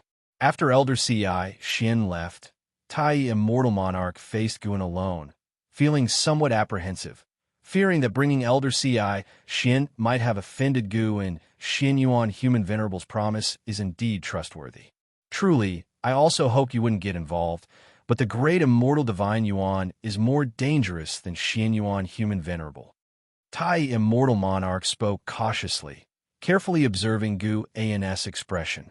If you find any errors, ads pop up, ads redirect, broken links, non-standard content, etc., please let us know report so we can fix it as soon as possible. Chapter 796. Heavenly Tao Emperor Jade Guan glanced at Tai, Immortal Monarch, and said with a smile, "You need not worry, I am not blaming you." Hearing this, Tai, Immortal Monarch, felt relieved and smiled. "Over the years, I've watched your actions. While some things may not matter to me, your intentions are undoubtedly earnest, whether out of ambition or for other reasons. I harbor no dissatisfaction with you," Guan said to Tai, Immortal Monarch, his face graced with a warm smile, a stark contrast to his demeanor when facing the old immortal Zixuan. Tai, Immortal Monarch, was excited by these words and felt deeply moved. He could sense Gu An's sincerity, and he didn't consider it a bad thing that his ambition had been revealed, as he indeed harbored no ill will towards Guan. In fact, after spending so many years in the celestial spirit great world, he had many insights.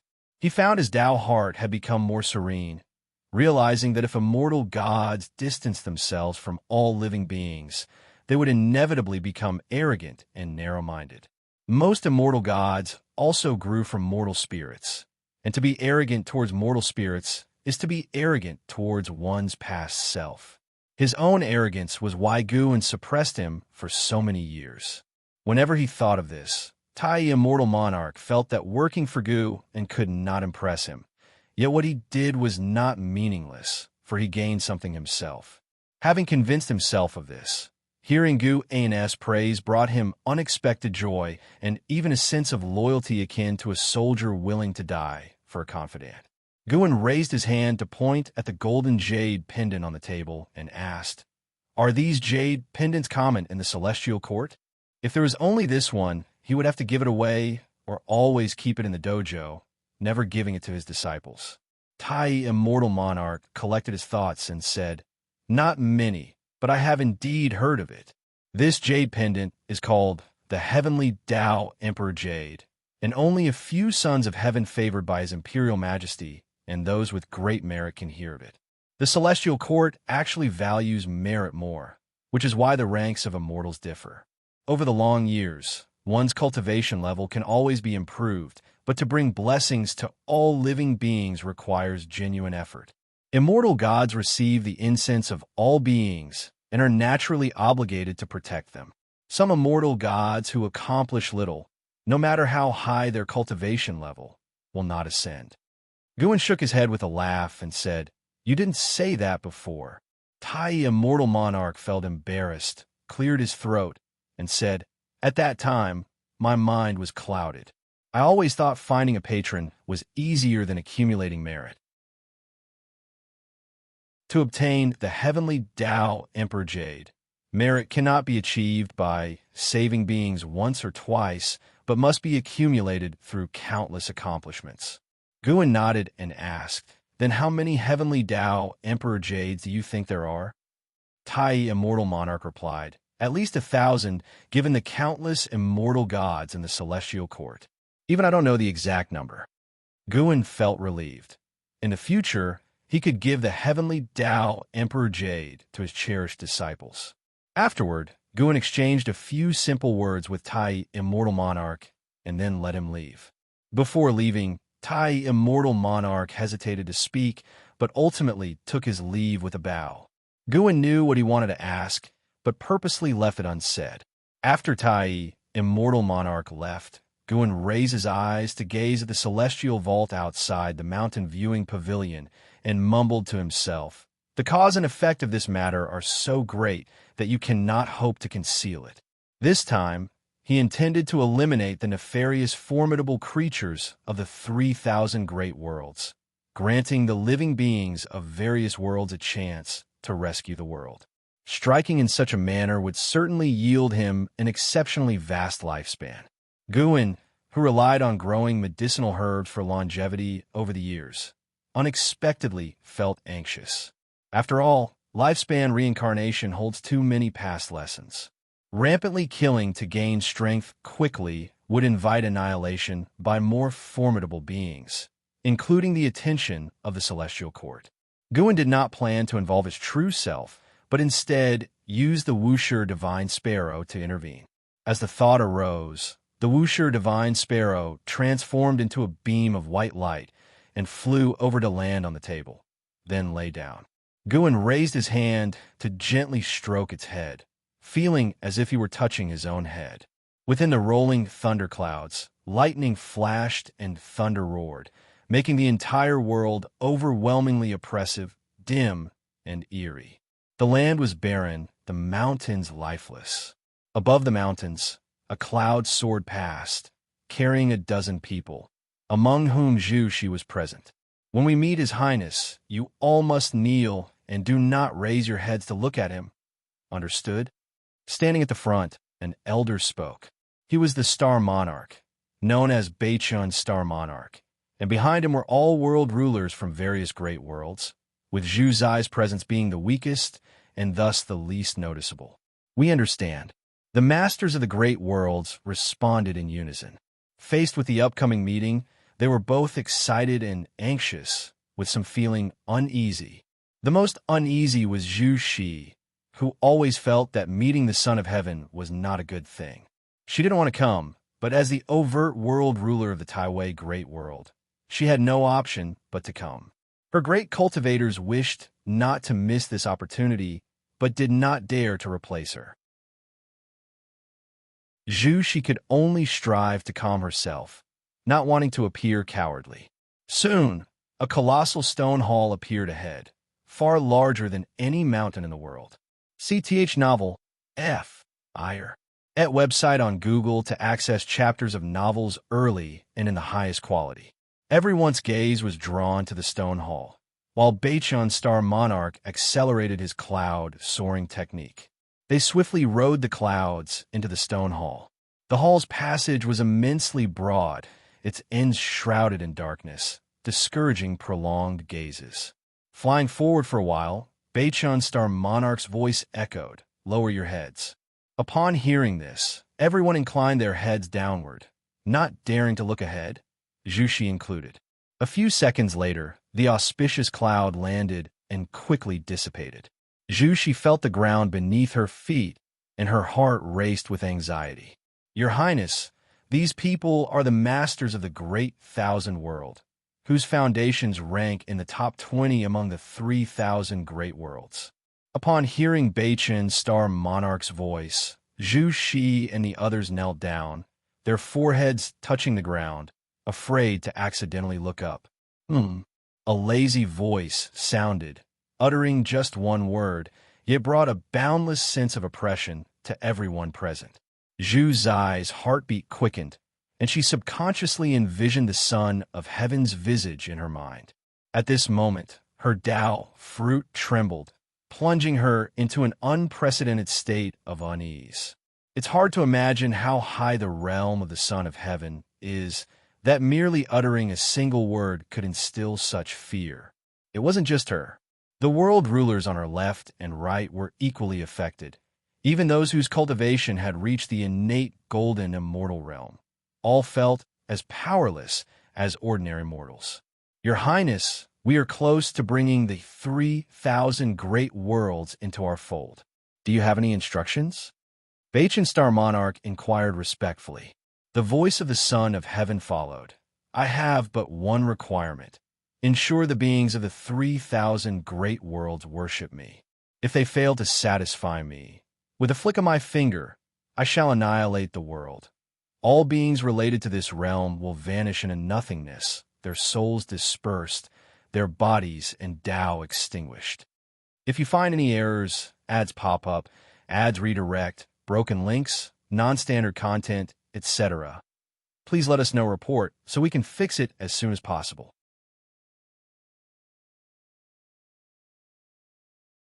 Chapter 797. The so-called Hope A flick of the finger to annihilate the world. Souls shatter and scatter. Life ends. Doubt disappears. Zhu Shi listened to the great immortal divine Yuan's words, feeling as if she were in an icy cellar, her spine chilled. This Son of Heaven was even more arrogant and brutal than she had anticipated, filling her with worry about her future. Following such a Son of Heaven, even if they won, it seemed unlikely to end well. Bachan Star Monarch's voice rang out. They will do it. Before coming here, Bachan Star Monarch had instructed all the masters of the great worlds to speak as little as possible and to agree to anything the Son of Heaven demanded without refusal.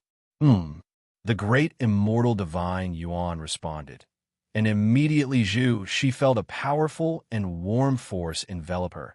An endless stream of Tao spiritual qi and true meaning of the great Tao surged from all directions, causing her vestment robe to billow. Strands of her hair floated up, and her lowered head showed a look of surprise. No matter how much she feared the great immortal divine Yuan in her heart, at this moment she felt delighted by the opportunity she received. Not just her, but the other masters of the great worlds felt the same, believing they made the right gamble. At least for now, they have already benefited. Zhu Shi quickly felt a strong dizziness, causing her to lose consciousness rapidly. Uncertain of how much time had passed, Zhu Shi seemed to have had a very long dream, as if she experienced another life. But this life was different from a mortal's life, consisting only of continual enlightenment. When her consciousness awakened, she opened her eyes and found herself still in that dim great hall, surrounded by a mist of silver blue. Not just her, but the other masters of the great world were in the same condition. Some had already awakened and were cultivating, while others were still lying on the ground, not yet awake.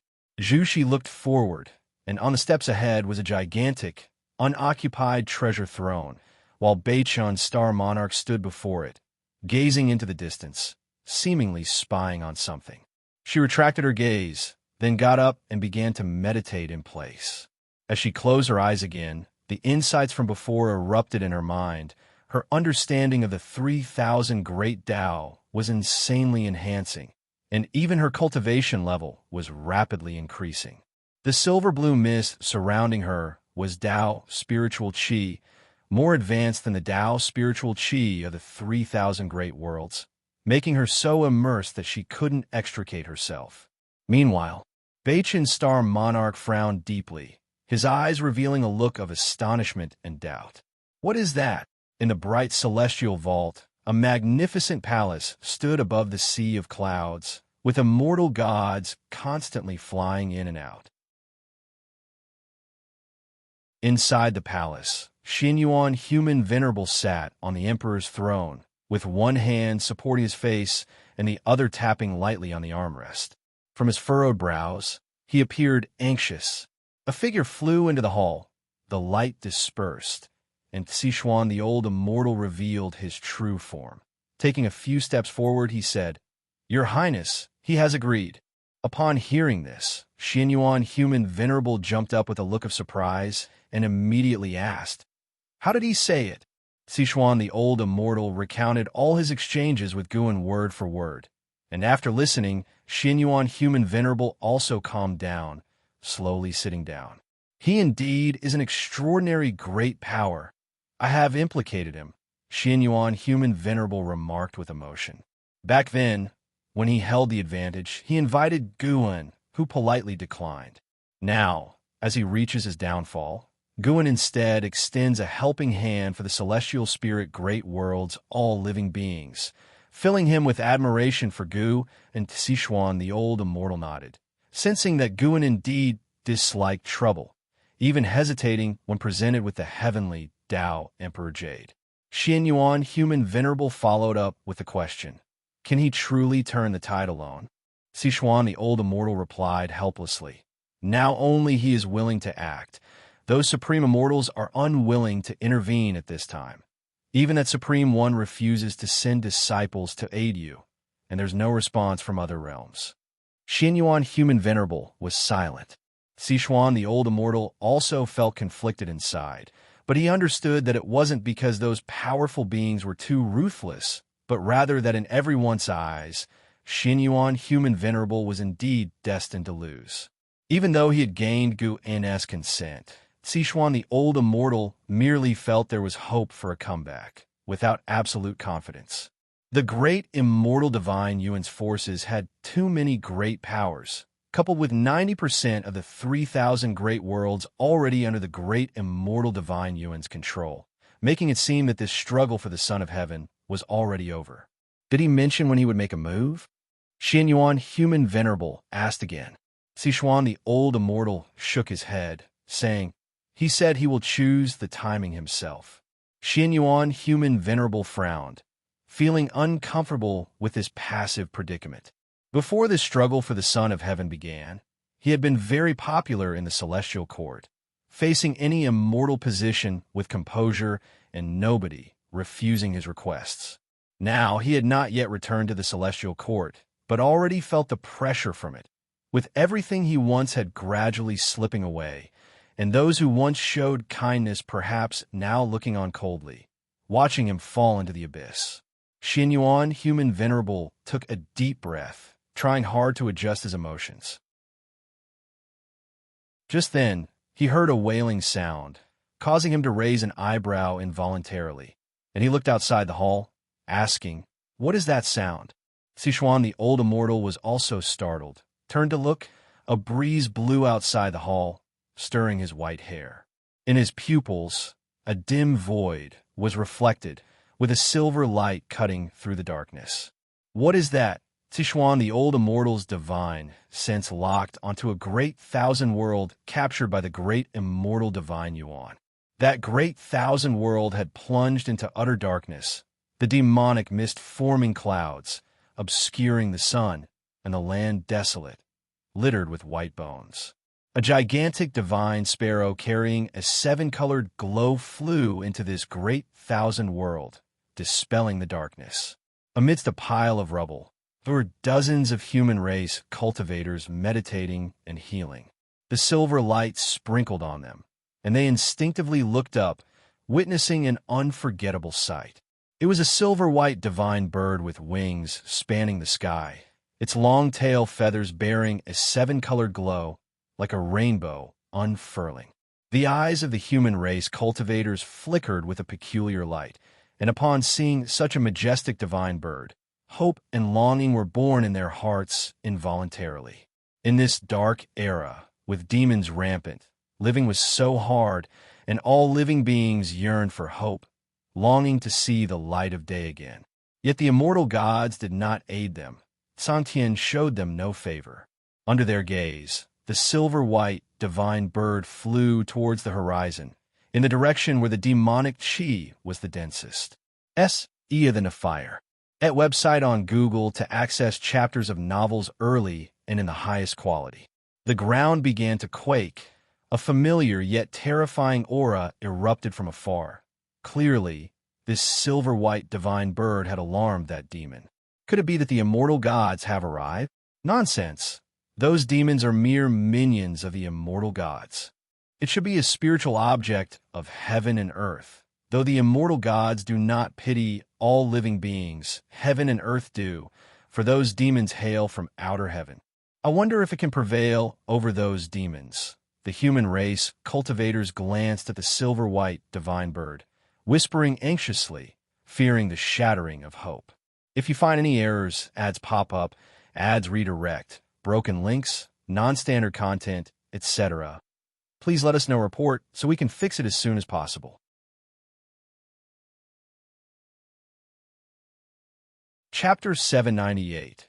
Under the gaze of dozens of cultivators, a monstrous fog rose at the end of the world, its length and width immeasurable, seemingly swallowing half the sky.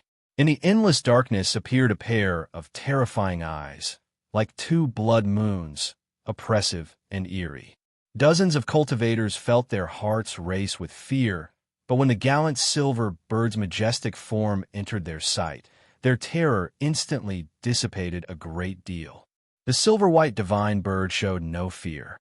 As its divine wings vibrated, it did not stir up winds, seeming not to belong to this world, making it appear all the more agile. Suddenly, the silver-white divine bird abruptly accelerated, transforming into a rainbow of 7 colors, charging into the massive black fog, causing the heavens and earth to erupt with dazzling radiance, compelling dozens of cultivators to instinctively close their eyes, unable to look directly ahead. Roar!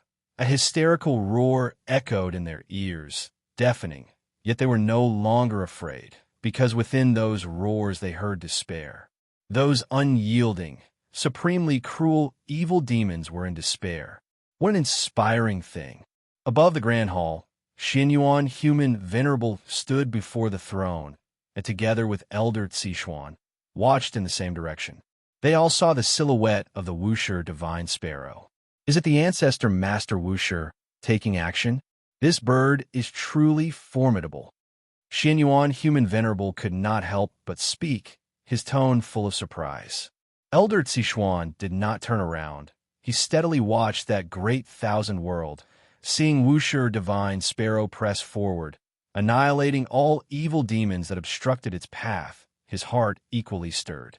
It seemed the ancestor Master Wuxia is not just talk. With such a divine bird, who can resist? After all, being an immortal monarch, he cannot discern the cultivation level of this divine bird.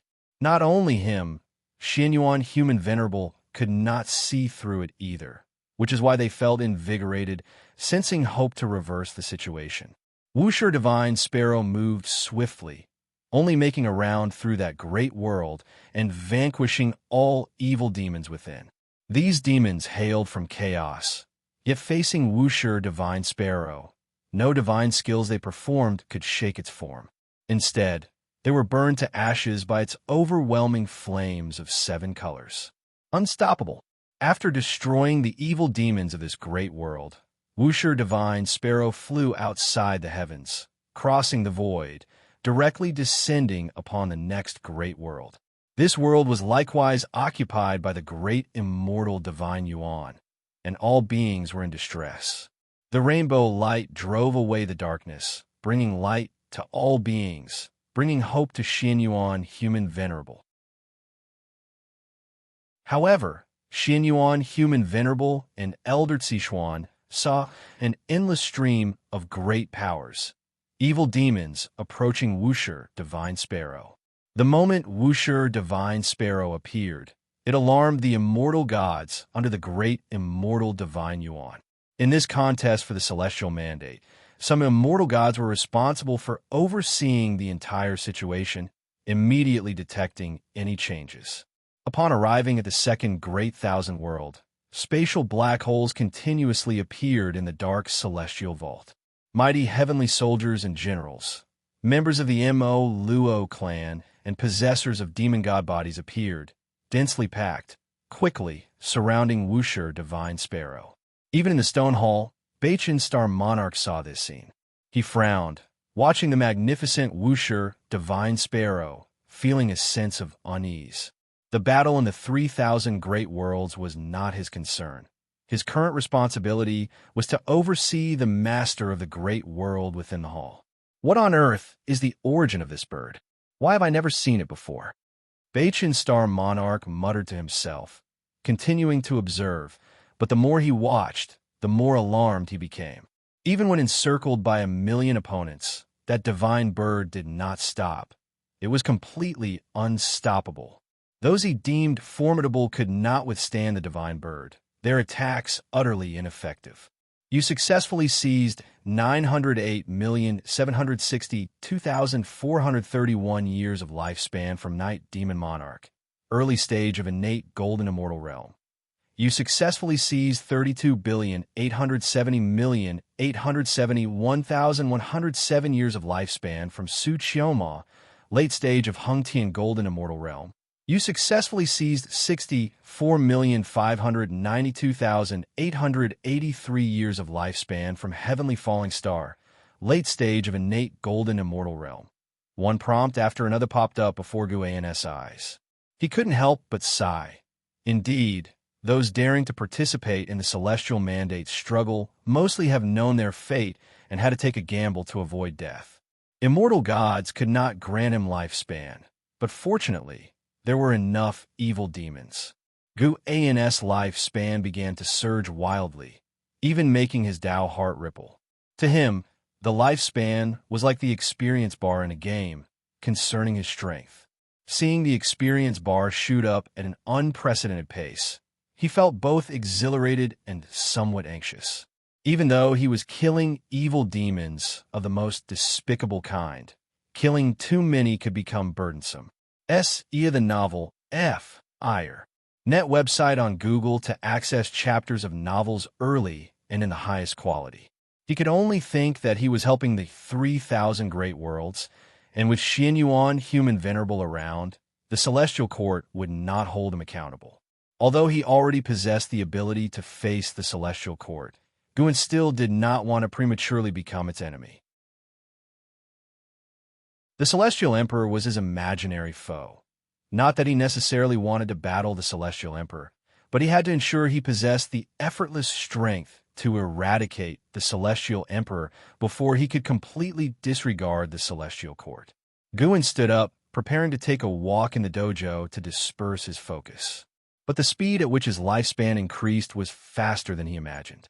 When he reached the foot of the mountain, new prompts appeared before him. Your lifespan is broken through 10 trillion years for the first time, unlocking the lifespan inheritance feature.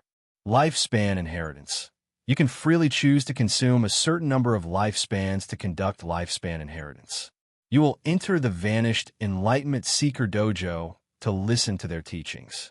The grade of the dojo corresponds to the lifespan you consume, with a minimum consumption of 100 billion years per session. Not an upgrade to the previous lifespan feature? Looking at the 100 billion years consumption bottom line, Guan felt it was a trap. There once was a time when 100 billion years was a lifespan number he could only aspire to. No, can't use it recklessly. Guan thought silently. He had already unlocked lifespan detection, lifespan barrier, lifespan deduction, life expectancy prediction, lifespan fusion, lifespan reincarnation, lifespan simulation, lifespan dojo, lifespan breakthrough, lifespan projection, and lifespan inheritance. Many of these features he rarely used, but he would never consider them too few. Some things can go unused, but cannot be absent. Guan moved along the small river at the foot of the mountain, his gaze shifting towards the 3,000 great worlds. Wuxia Divine Sparrow flew over one great thousand world after another, attracting the pursuit of great immortal divine Yuan's minions, while immortal gods were ceaselessly obliterated and resurrected, continuously returning to battle. Meanwhile, the Mo Luo clan was frightened, and the number of those going to support dwindled. Various sects of the Great Thousand Worlds dared not rashly participate, and Guan did not make things difficult for them because they had no choice. Exhausting and eradicating all evil demons and immortal gods, each Great Thousand World would naturally return to peace. After the calamity, each world's sects would need to govern and restore the heavens and earth. Arriving at a valley, Guan saw Zizai teaching a disciple lesson. The disciple was a young man, kneeling before Zizai. Facing the stern and Zizai, the disciple wore a defiant expression, meeting his gaze without fear. Guan became intrigued, and Zizai's prestige within the wuxia far exceeded Zin's. With Zizai not present, the disciples feared him most.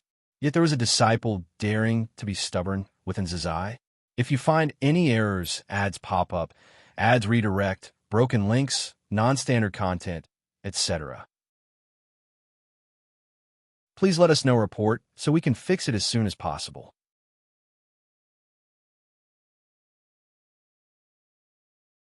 Chapter 799, Major Variables. Do you still not realize your mistake? And Zizai glared angrily at the disciple kneeling in front of him and shouted somberly. The disciple looked up, gritting his teeth, and said, "What mistake did I make?" That person relied on his family's influence to bully others. As a wuxia disciple, I ought to take action when I see such things. Do you not know the rules of the wuxia sect? Wuxia disciples must not interfere in the affairs and grievances on the continent. If you encounter injustice, you can report it to the officials. With your status as a wuxia disciple, no one would dare neglect you.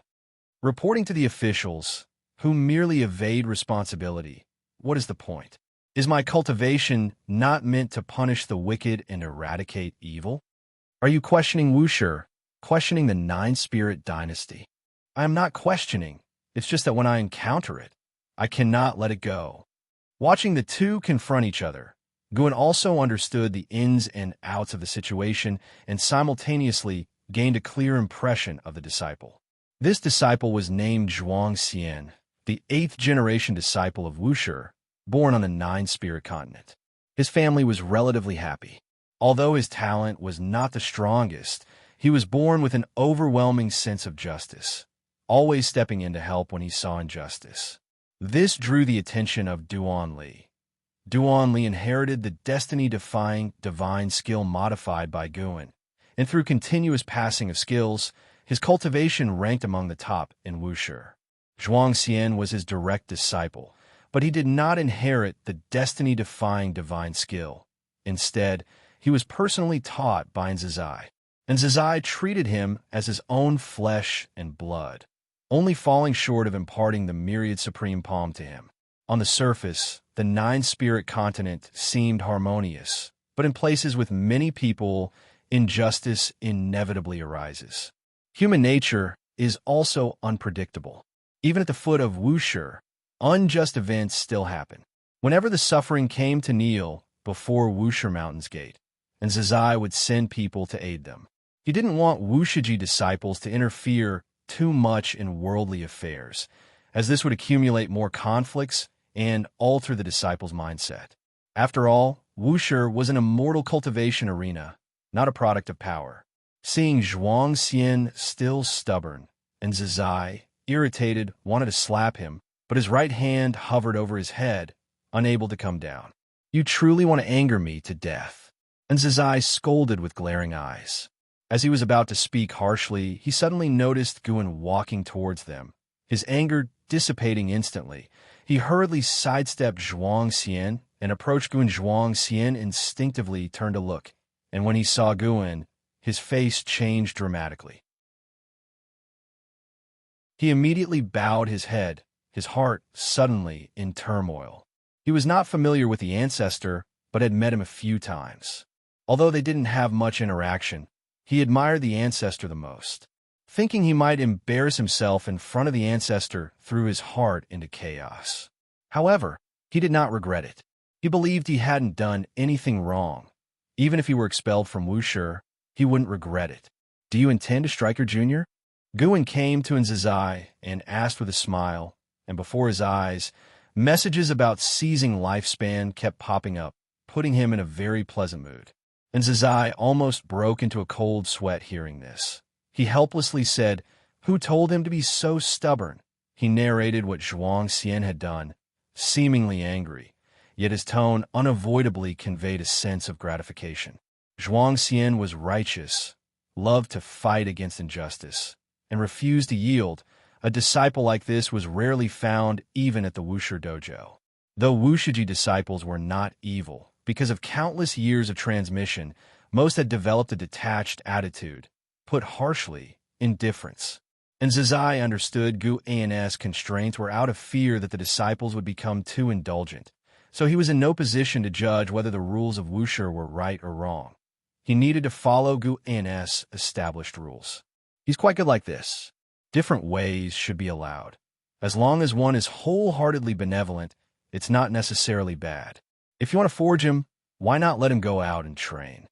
Guan, smiling, commented. Somehow, looking at Zhuang Xian reminded him of his reincarnation body, Yang Xian, who also loved to stand against injustice, unyielding, though not as impetuous as Zhuang Xian.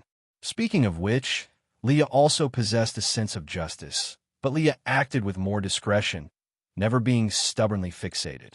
He idles around every day. If he wants to cultivate to the Zai immortal realm, he may still need some time. And Zizai shook his head and sighed. It's all right. Let him go ahead. Consider it an exception. Guan waved his sleeve with a generous laugh, but his words instead made Zizai hesitate. And Zizai hesitated in speaking, and Guan, reading his thoughts, reproached, I say training means training. I never beat around the bush. I also want to see if, after experiencing the red dust, he will still maintain such a pure heart. I'm very much looking forward to it. With that, Guan walked towards the distant mountains and forests, his gaze gliding over Zhuang Xian's back without a trace. And Zizai froze, then grew delighted and promptly bent in salute towards Guan. After Guan disappeared into the forest, and Zizai approached Zhuang Xian. At this moment, Zhuang Xian was apprehensive, uncertain if the ancestor's arrangement was to train him or to suppress his spirit. And Zizai looked down at him and said, You heard him. Prepare to go out and train. As for when to return, I won't limit you, but you must stay outside for at least 1,000 years. Zhuang Xian, fearless, responded loudly, All right, I will never let you or the ancestor down. His words sounded like a promise, but his tone seemed to oppose Zizai. And Zizai glared at him, urging, Hurry up and get out of here. Zhuang Xian knelt and bowed to Zizai, then stood up and left. Be sure to inform your master first. And Zizai instructed. Upon hearing this, Zhuang Xian waved his hand as he walked away without looking back. Ia the Oval Fire. At website on Google to access chapters of novels early and in the highest quality. Watching his back, and Zizai's stern expression faded, replaced by anticipation. How many years had it been? It was the first time the ancestor personally arranged for a disciple to train, also anticipating whether this boy would change his will. I hope you truly remain as repulsed by evil as you claim. If you maintain it, you will turn the tide, which is also the good fortune a righteous heart should have. And Zizai thought silently, having realized a deeper meaning. If Zhuang Xian returns and earns Gu An's commendation and inheritance, it will inspire other disciples to foster a spirit of goodwill and guide them towards the direction wuxia should take. But then again, the ancestors seemed so happy. What exactly happened? And Zizai turned to watch where Guan had gone, curious about what had transpired. Meanwhile, Guan continued along the mountain path, sunlight streaming through the gaps in the leaves, falling upon him. The prompts in front of him had not ceased. His lifespan had already increased to an astonishing degree. He even felt that after this battle, he could pursue a higher realm. Of course, it would be best to lay low for now. If he broke through again, even amidst chaos, it might alarm the entire celestial court, possibly rousing the celestial emperor from his immersion in reincarnation. At that moment, Guan raised an eyebrow. A turn of events occurred in the battle across the 3,000 great worlds. Even such beings are joining the fight. This was an occurrence never before seen in the previous fates, indicating something extraordinary lay behind the great immortal divine Yuan. If you find any errors, ads pop up, ads redirect, broken links, non-standard content, etc., please let us know report so we can fix it as soon as possible.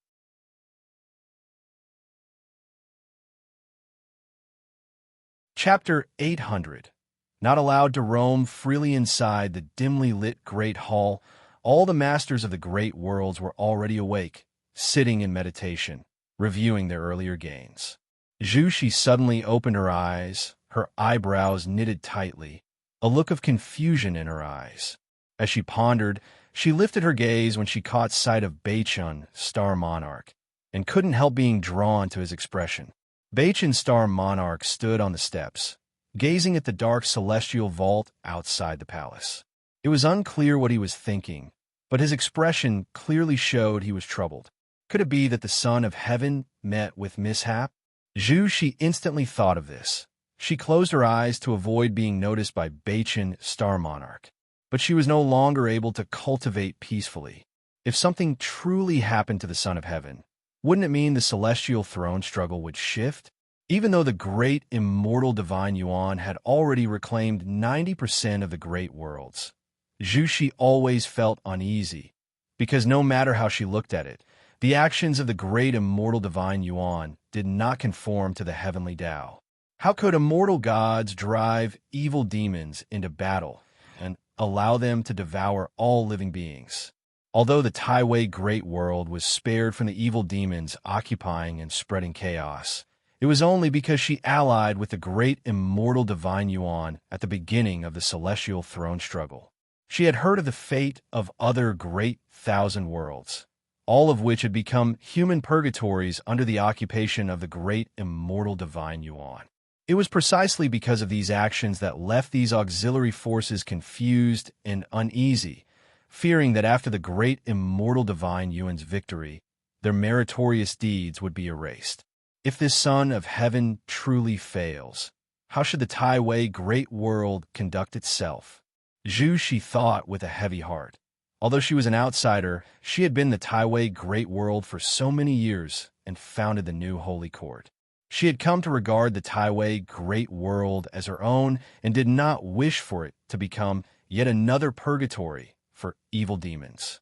Meanwhile, in another great hall far away, Xin Yuan, Human Venerable, and Ci, Xian, Old Immortal, were also observing the battle. Unlike Beichun, Star Monarch's worried expression, these two immortal gods were very excited, praising the power of the Wuxia Divine Sparrow. Even if a supreme immortal takes action, it might not stop this bird. Ancestor Master Wuxia is truly formidable to rear a divine creature like this. Ci, Xian, Old Immortal, stroked his beard and laughed, saying that the celestial court also had powerful divine beasts and immortal beasts, but such a mighty existence as the Wuxia Divine Sparrow was rare, and even Ci, Xian, Old Immortal, despite living countless years, had never seen such a majestic presence. CTH Nafire, at website on Google to access chapters of novels early and in the highest quality. The Wuxia Divine Sparrow was like a sharp arrow, piercing through the 3,000 great worlds, using its own radiance to tear apart the darkness enshrouding the great thousand world, incinerating the world's evil demons, advancing relentlessly, unstoppable. There are indeed many clever people. Xin Yuan, Human Venerable, smirked mockingly. Those living beings and evil demons without celestial destiny from the celestial court dared not approach the Wuxia Divine Sparrow. Only the heavenly soldiers and generals pressed on, unafraid of death. Ci, Xian, Old Immortal responded. When those immortal gods die enough times, even their courage will dissipate. Immortal gods might be immortal, but they cannot be resurrected continuously. Each resurrection consumes their celestial destiny, and when exhausted, a decline in cultivation level is the least. Severely, they might lose their immortal position, and those immortal gods wouldn't risk their lives for the great immortal divine Yuan to such an extent. Xin Yuan, Human Venerable, nodded. The situation was favorable, which also improved his mood greatly. He was about to say something when his expression suddenly changed. Ci, Xian, Old Immortal, also sensed something. His eyes widened in disbelief as he exclaimed, "How is this possible? What is this aura?" An overwhelming celestial might, far beyond his cultivation level, was descending upon the 3,000 great worlds, oppressing the living beings of every world, including those of the celestial spirit great world. Which celestial Tao Venerable wants to aid the great immortal divine Yuan. Is this permissible? Ci Xian, old immortal, anxiously asked, feeling it unfair that when the tides were about to turn in their favor, a celestial Tao venerable came to support the great immortal divine Yuan. The celestial throne struggle does not allow celestial Tao venerables to intervene. The most important test is to win over the mortal spirits. Ancestor Master Wuxi lacks celestial destiny, which is within the rules. Xian Yuan Human Venerable's face was solemn as he stated, "It's not a venerable, it's a supreme immortal, one of the strongest among the supremes. Tao Extreme Daluo Immortal." These words fell like a heavy hammer, rendering Ci Xian Old Immortal silent. The Tao Extreme Daluo Immortal is known as the pinnacle of immortals, and beyond that, even though still named immortal, they transcend that realm, becoming akin to the great Tao itself. In the celestial court, the Tao Extreme Daluo Immortal is also a supremely powerful presence. Ci Xian Old Immortal thought of those Tao Extreme Daluo Immortals who remain as supremes, feeling an overwhelming pressure bearing down. Those beings remain as supremes only due to insufficient merit or previous misaligned allegiance. They have become reclusive and unpredictable due to various reasons, making Ci Xian Old Immortal feel as though he was walking on the edge of a knife around them. After a while, Ci Xian Old Immortal managed to squeeze out a question. "Your Highness, will Ancestor Master Wuxi take action against Tao Extreme Daluo Immortal?" Xian Yuan Human Venerable did not answer. His pupils reflected the form of the Wuxi Divine Sparrow. The Wuxi Divine Sparrow seemed unaware of the arrival of the Tao Extreme Daluo Immortal. Continuing to press forward, the immortal gods along the way were like countless light stars disintegrating upon contact, unable to halt its advance. Within the Taoist field of the beginningless, Guan continued to wander, no longer seeing lifespan prompts before him, as now all the enemies besieging the Wuxi Divine Sparrow were immortal gods, which left him slightly regretful. Even the Tao Extreme Daluo Immortal wants to participate in the celestial throne struggle.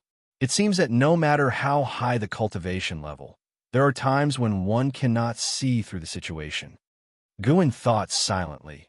Though he did not consider the Tao Extreme Daluo Immortal a threat, he couldn't help but reflect upon seeing the involvement of a Tao Extreme Daluo Immortal. In the endless Tao Mountain, the Tao Extreme Daluo Immortal was a supreme existence. Even immortal gods were willing to listen to their teachings. Tao Extreme Daluo Immortals possessed vast divine skills, capable of traversing past and future, even creating worlds. Theoretically, such beings should have found freedom, yet why engage in great cause and effect? Xian Yuan Human Venerable holds the Celestial Emperor's heavenly Tao Emperor Jade. Could it be that behind the great immortal divine Yuan, there is a will challenging the Celestial Emperor? It seems that even the Tao Extreme Daluo Immortals in the Celestial Court cannot achieve true freedom. A figure appeared out of thin air before Guan. It was an Exant, her eyes already turned into a mortal emperor's eye, her purple pupils exuding such a sinister depth, unfathomable. "Master, is there a formidable enemy approaching?" Anexian asked with a frown. She had been in seclusion for enlightenment, but suddenly felt an unsettling aura. Her divine sense dispersed, discovering that all living beings in the world felt it, some becoming uneasy, some fearful, and some confused. Guan stopped his steps, looked up, and said, "It's not aiming at the celestial spirit great world. That individual intends to seize the 3,000 great worlds. Who is it, and why do this? An immortal god, probably here for the celestial throne struggle." Guan's response deepened a frown on Nzin's brow. "Another celestial throne struggle. How many years has it been, and why is it not over yet?" Guan's gaze traversed one great thousand world after another across the void universe, to the dark void outside the 3,000 great worlds. The 3,000 great worlds are not situated in the same dimension, nor are they adjacent, but mystical cause and effect links them from different directions. At this moment, within the darkness, a hand was raised, a white right hand with a broad and long white sleeve extending from the wrist. This hand slowly turned over, palm facing forward, beginning to advance. As its 5 fingers started to close, countless star-like lights appeared in the palm, too many to count. When this hand formed a fist, the celestial vault of the 3,000 great worlds suddenly darkened. Day turned to night, and night became even darker. An Xian, standing next to Guin, was astonished by this scene, instinctively looking towards Guin. If you find any errors, ads pop up, ads redirect, broken links, non-standard content, etc., please let us know. Report so we can fix it as soon as possible.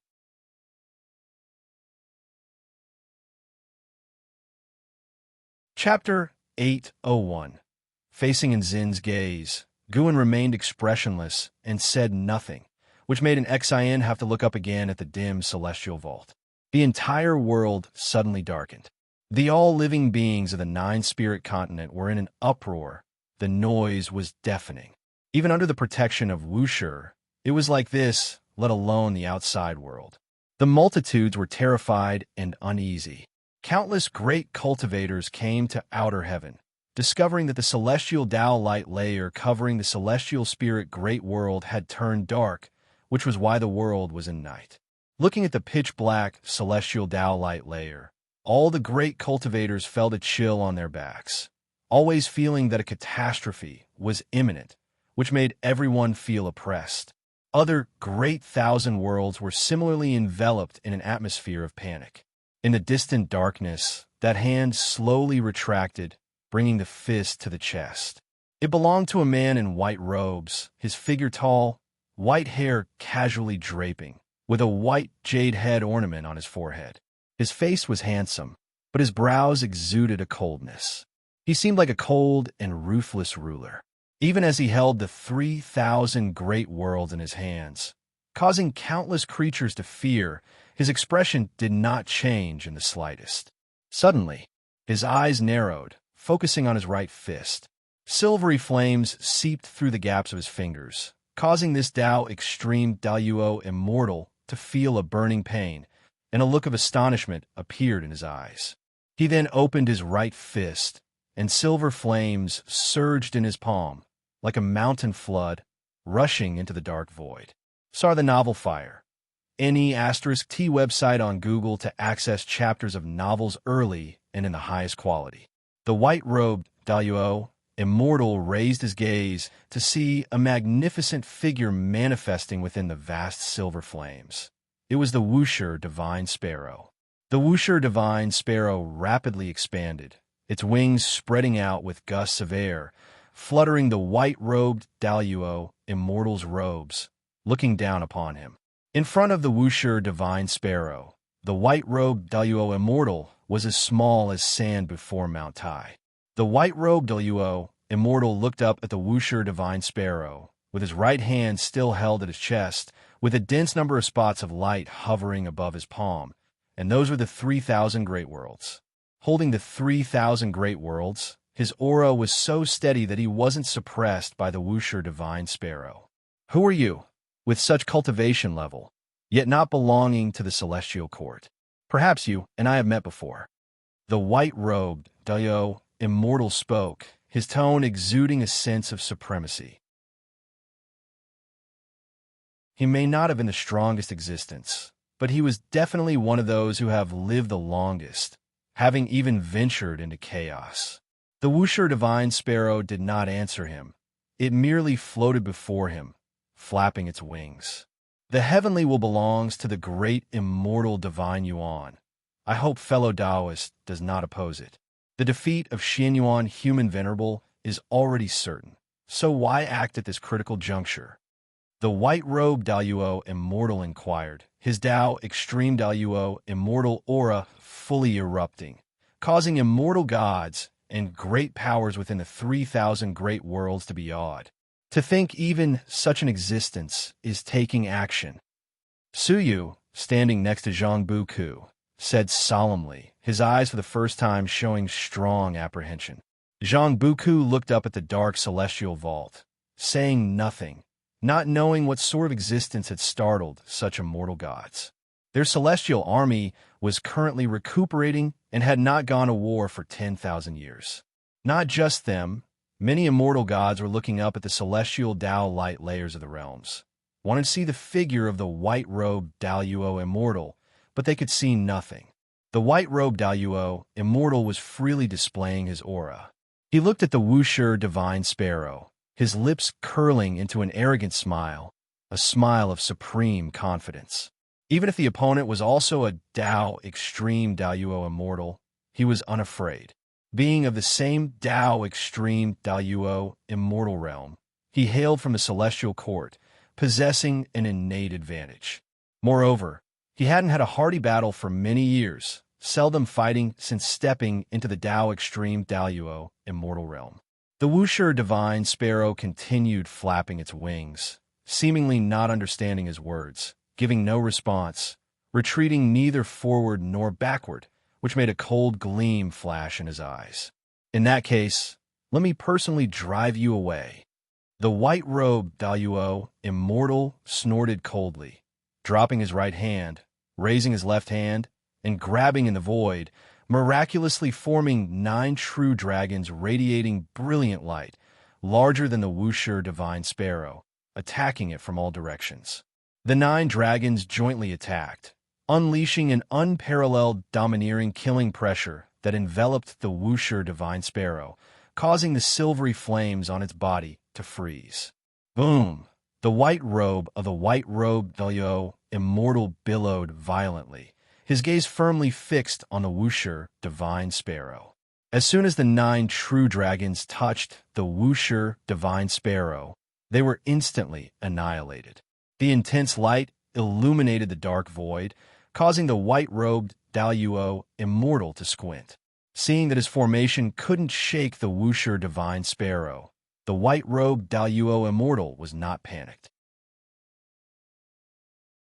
His left hand covered with Dao extreme patterns, each containing profound, true meaning of the great Dao, instantly presenting the 3,000 great Dao in the dark void, transforming into great rivers of the Dao, rapidly surrounding them.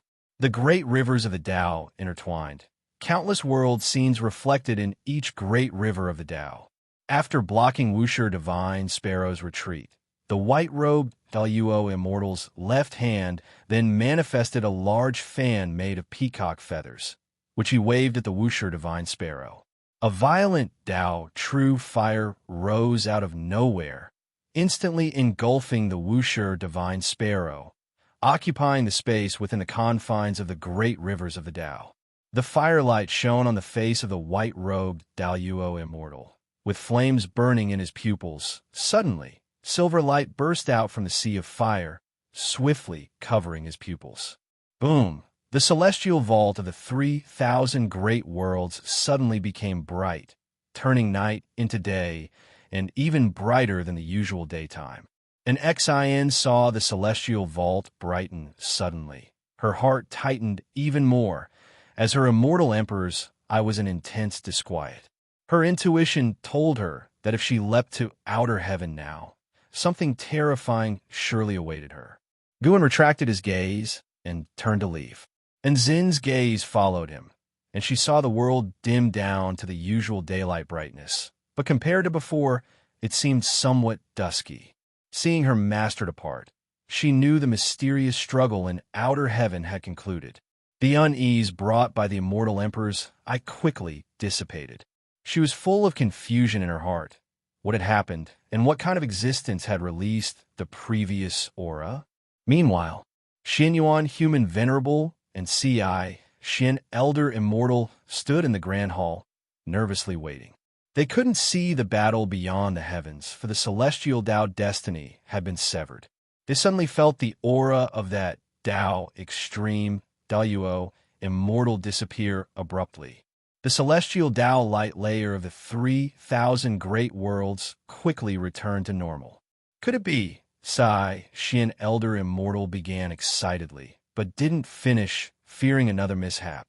Xin Yuan, human venerable, was shocked, murmuring, "How is it possible so quickly?" His mind was in turmoil. He had suspected the ancestor Master Wuxia to be strong, but he had not expected this strong. To drive off a Dao Extreme Daoyuo Immortal in such a short time, and one from a celestial court at that. He followed with a sense of awe. Such a great power was actually willing to support him. Fortunately, he hadn't been too overbearing when facing the ancestor Master Wuxia earlier. Otherwise, he feared he wouldn't have walked out of the Taoist field of the beginningless. If you find any errors, ads pop up, ads redirect, broken links, non-standard content, etc., please let us know report so we can fix it as soon as possible.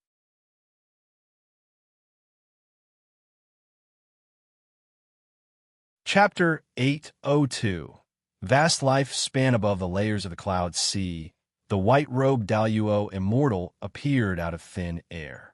He raised his right foot, seemingly wanting to step forward, but his foot hung in mid-air, unable to land for a long time.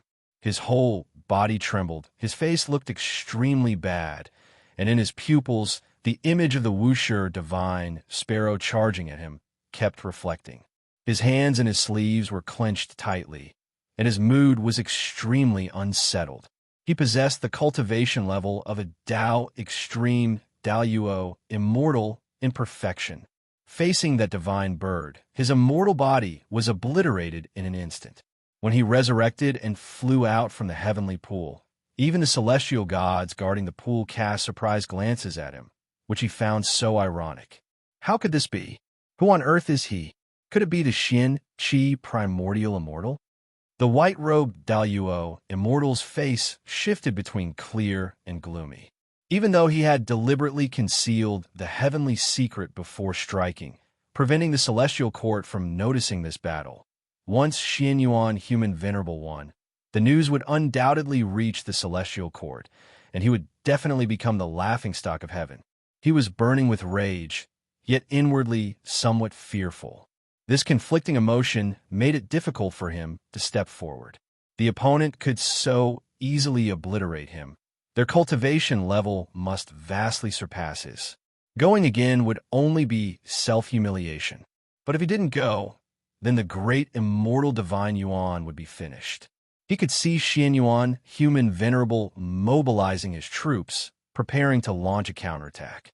After this battle, the morale of the great immortal divine Yuan side had plummeted, and in the eyes of the white-robed Daoyuo Immortal, he could already see the 3,000 great worlds falling entirely into Xin Yuan, human venerable's hands. The white-robed Daoyuo Immortal fell silent, standing above the cloud sea for a long time, finally choosing to return to the celestial court. After the unsettling atmosphere across the 3,000 great worlds dispersed, the clamor in various realms continued for a long time. The celestial spirit great world was the first to quiet down, while other great worlds plunged back into turmoil. After defeating the white-robed Daoyuo Immortal, the Wuxia divine sparrow once again descended on the 3,000 great worlds, continuing to gallop and exterminate the evil demons remaining in various realms. This caused more and more evil demons to flee, and the number of immortal gods coming to stop the Wuxia divine sparrow dwindled. Until dusk, Guan retrieved the Wuxia divine sparrow. Name: Guan. Lifespan: 29,681,470/231 quadrillion 532,584,321,418,460. Physique: primordial infinite creation Tao body. Cultivation level: primordial profound venerable immortal realm perfection. Guan's lifespan increased to 230 trillion years. When he broke through the 100 trillion years lifespan, he didn't activate new lifespan abilities or upgrade opportunities, but he didn't mind, as he was enjoying the joy brought by the enormous lifespan. Breaking through to the next great realm is secure. Guan was overjoyed, but worry followed. Today, the Wuxia divine sparrow slaughtered far too many evil demons, and their cultivation levels were not low, involving unimaginable cause and effect. Now, lifespan alerts continuously appeared before Guan's eyes. Not to seize lifespan, but to predict life expectancy in determining cause and effect nemesis. The life expectancy prediction is indeed a good thing. At least it gives him a sense of crisis. No matter how high his cultivation, seeing these endless enemies was inevitably disconcerting. Guin shook his head, ready to fish to soothe his mood. The nine-spirit continent's dusk was beautiful, with birds flying across the sky like they carried hope. Everything appeared so harmonious. In the distance within a valley, Tai, Immortal Monarch, and the 72 immortals of Jin Dong stood on the grass. Looking up at the celestial vault, their gaze directed toward the other great thousand world, all immortal gods' faces filled with shock. Did it really turn around? Who on earth is that divine sparrow? So terrifying, those chaos, evil demons, immortal gods turned to ash before it. The one who earlier concealed the heavenly secret must be an even more terrifying existence. That divine sparrow disappeared for a while. When it returned, the heavenly secret resumed. Something must have happened in between. Human Venerable actually still had such means hidden. The 72 immortals of Jin Dong talked excitedly, not because they supported Xinyuan Human Venerable, but seeing him, seemingly defeated, suddenly reverse a defeat lasting millions of years within one day was so thrilling, making them inevitably excited. Purple Dragon Star Monarch noticed Tai, Immortal Monarch, remaining silent. Wondering what he was thinking, his brow furrowed. Unable to hold back, he transmitted his voice to inquire. Immortal Monarch, do you know the origin of that divine sparrow? Tai, Immortal Monarch, turned back, glancing sideways at him, which made his heart tremble with excitement. Could it be? Purple Dragon Star Monarch thought of something. He got excited as well, recalling his experience upon coming to the celestial spirit great world. It felt dreamlike. It was not the first time he was shocked by Ancestor Master Wushi's cultivation. Who on earth is this person? He suddenly suspected Ancestor Master Wusher to be an avatar of a celestial Tao Venerable. Only this possibility made sense. Going forward, build the celestial spirit great world well. It will be our greatest opportunity. Tai, Immortal Monarch, said solemnly, making Purple Dragon Star Monarch nod. Don't be fooled by Tai, Immortal Monarch's calm demeanor. Inside, he's laughing uncontrollably. Such cultivation, even if unrelated to the celestial court, will inevitably make one a supreme immortal, celestial Tao Venerable. Judging by Gu and allowing his disciple to ascend to immortality, he bore no enmity toward the celestial court, coupled with his attitude toward all living beings. Following such a person, Tai, Immortal Monarch, was at ease, filled with infinite anticipation. After gambling so many times, he finally gambled right this time. In the dim great hall, the atmosphere was oppressive. All masters of the great world stood, no longer reminiscing about previous insights. Their gazes fell on Bachan Star Monarch. Bachan Star Monarch continued standing atop the steps, but his face was utterly sour, not hiding his terrible mood. The masters of the great world were filled with confusion and unease, yet no one dared to speak. After a long time, Bachan Star Monarch seemed to hear something. His expression changed. He took a deep breath and looked at the crowd, saying, "Go back, reorganize your forces, and prepare for battle." Without waiting for questions, he waved his sleeves, sending them out of this realm. Once the hall was left with only him, he sighed, then took out a copper mirror from his sleeve, casting magic onto it. After a while, the mirror surface emitted a ray of light, illuminating a figure with immortal elegance and Taoist bones. "Master, circumstances have changed." Bachan Star Monarch gritted his teeth, recounting everything that had happened. Ia than a fire. At website on Google to access chapters of novels early and in the highest quality. The figure on the mirror was an elder in a cyan robe, with extraordinary presence. His look was as cold as that of the white-robed Daluo Immortal. But as Bachan Star Monarch spoke more, his brows furrowed. Bachan Star Monarch finished speaking, nervously watching the elder, waiting for him to speak. The elder remained silent for a while, then spoke. "Give up. Directly return to the celestial court to face punishment. I will intercede for you. It is at least a better outcome than after the defeat of the great immortal divine Yuan." Upon hearing this, Beichun's star monarch's face dramatically changed. He instinctively wanted to plead, but the words stuck in his throat as he met his master's gaze. He finally swallowed his words, sighed, and bowed. If you find any errors, ads pop up, ads redirect, broken links, non-standard content, etc., please let us know report so we can fix it as soon as possible.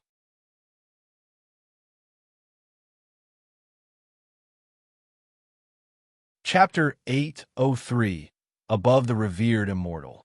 The upheaval of counterattacks erupted across the 3,000 great worlds, with the great immortal divine, Yuan, drawing chaos evil demons into battle, causing all living beings across the great worlds to suffer deeply. As Xian Yuan, human venerable, began to counterattack, many native forces in various great worlds began to overthrow the rule of the great immortal divine Yuan. The Wuxia divine sparrow flew across the 3,000 great worlds, witnessed by countless living beings. Everyone believed that the Wuxia divine sparrow brought victory and hope. Shrines and temples dedicated to the Wuxia divine sparrow sprang up like mushrooms after rain across various realms. The Wuxia divine sparrow was bestowed numerous titles. In the years that followed, even Guan, who was far away at the Taoist field of the beginningless, could sense a unique destiny rushing toward him, which was the faith of all living beings in the Wuxia divine sparrow. The destiny born from this faith was extremely complex. It could help him enhance his cultivation level, allow him to create magical treasures, spiritual objects, and more. It could be said to be omnipotent. No wonder the immortal gods desire incense from the human world. It is worth mentioning that merit does not belong to the heavenly Tao. Guan directly stored this merit within the Wuxia divine sparrow, keeping it for later use. He didn't intend to enhance his cultivation level with the merit, but rather saved it for any unforeseen use. In the years that followed, there were no major changes in the celestial spirit great world, but the 3,000 great worlds descended into unprecedented frenzy. The more oppression inflicted by the great immortal divine Yuan, the more emotions were released by all living beings now. However, without a powerful force like Gu and stepping in, Xian Yuan human venerable needed time to annex all the great 1,000 worlds of the great immortal divine Yuan. In the blink of an eye, 3,000 years passed. Guan sat within a bamboo grove, boiling tea while gazing at the 3,000 great worlds. After so many years of counterattacks, 60% of the great worlds had fallen under Xian Yuan human venerable, while the morale on the side of the great immortal divine Yuan plummeted. More and more immortal gods abandoned their support for the great immortal divine Yuan and switched to supporting Xian Yuan human venerable, including many new faces. Even immortal gods have a human side. Seeing that Xian Yuan human venerable was likely to win, many immortal gods wanted to contribute to his success. To stabilize the situation, under the persuasion of Sichuan Old Immortal, Xian Yuan chose to accept these immortal gods' help, even sharing benefits with them and allowing them to spread Taoism in the human world. What seemed like a battle between two sons of heaven was, for many immortal gods, a rare opportunity. Each immortal god possesses immortal authority.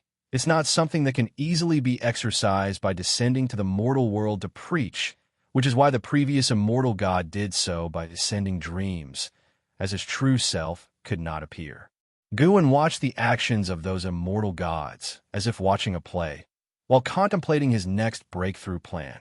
With such a long lifespan, he could completely improve himself in all aspects, but he felt his current Taoist techniques were already strong enough, adequate for now, since he wasn't experiencing any pressure from others in the same realm.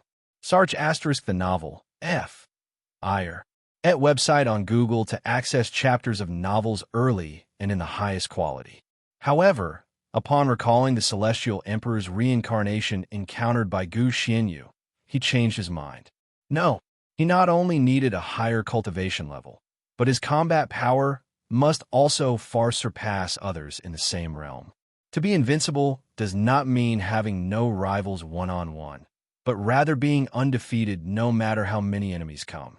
Guin even started hypothesizing the possibility of multiple Celestial Emperors existing in the Celestial Court, since the position of Celestial Emperor can be inherited. What if the ancient Celestial Emperor wasn't dead? Just as Guin pondered, two figures walked out from the bamboo grove. They were Zizai and Zhuangxian. Zhuangxian had been training outside for 3,000 years, and aside from his somewhat travel-worn appearance, his overall demeanor and vital energy showed little change. The two arrived beside Guin and bowed in greeting. And Zizai spoke, "Ancestor, Zhuangxian has returned from his training excursion. Is there anything you'd have him do?" The reason for asking this was his hope that Guin would take notice of Zhuangxian and personally nurture this young man. Gaining Guin's direct teachings would certainly enable him to surpass other disciples, just like in Zizai. Among those of a younger generation, there were many with talent and comprehension beyond him. Yet beneath the second-generation disciples, none could shake his standing in terms of power and status. Zhuangxian looked at Gu and without much excitement, appearing very composed.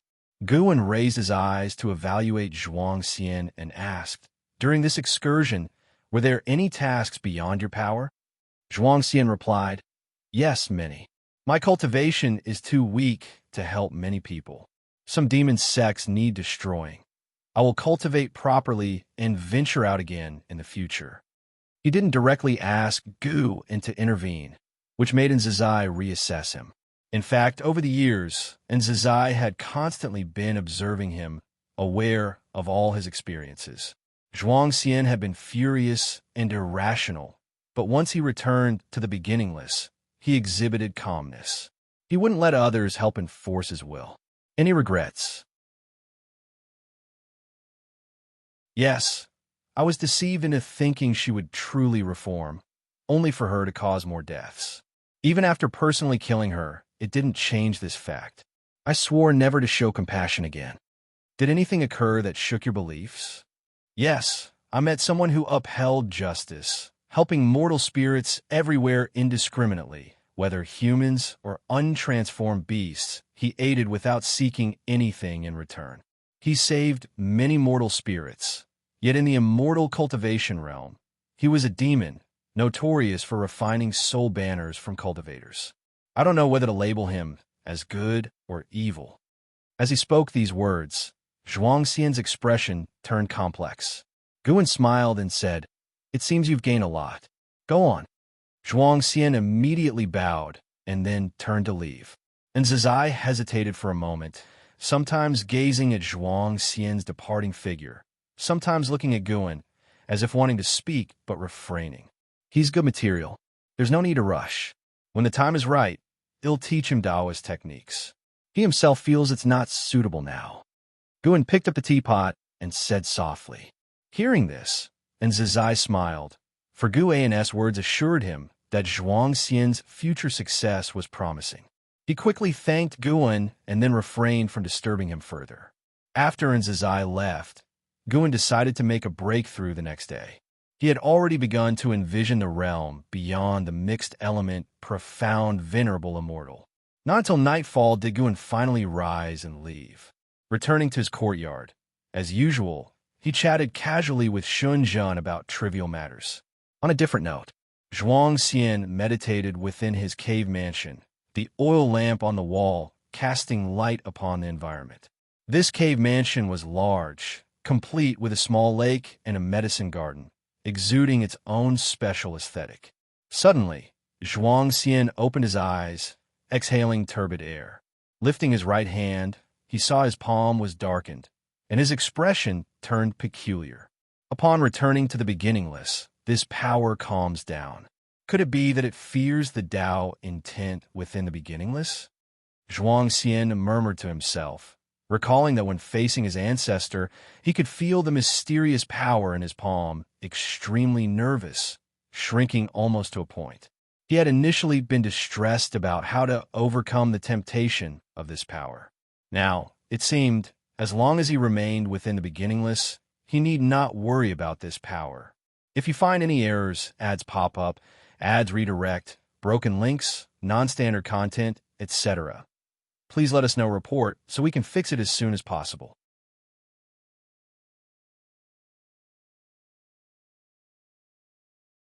Chapter 804.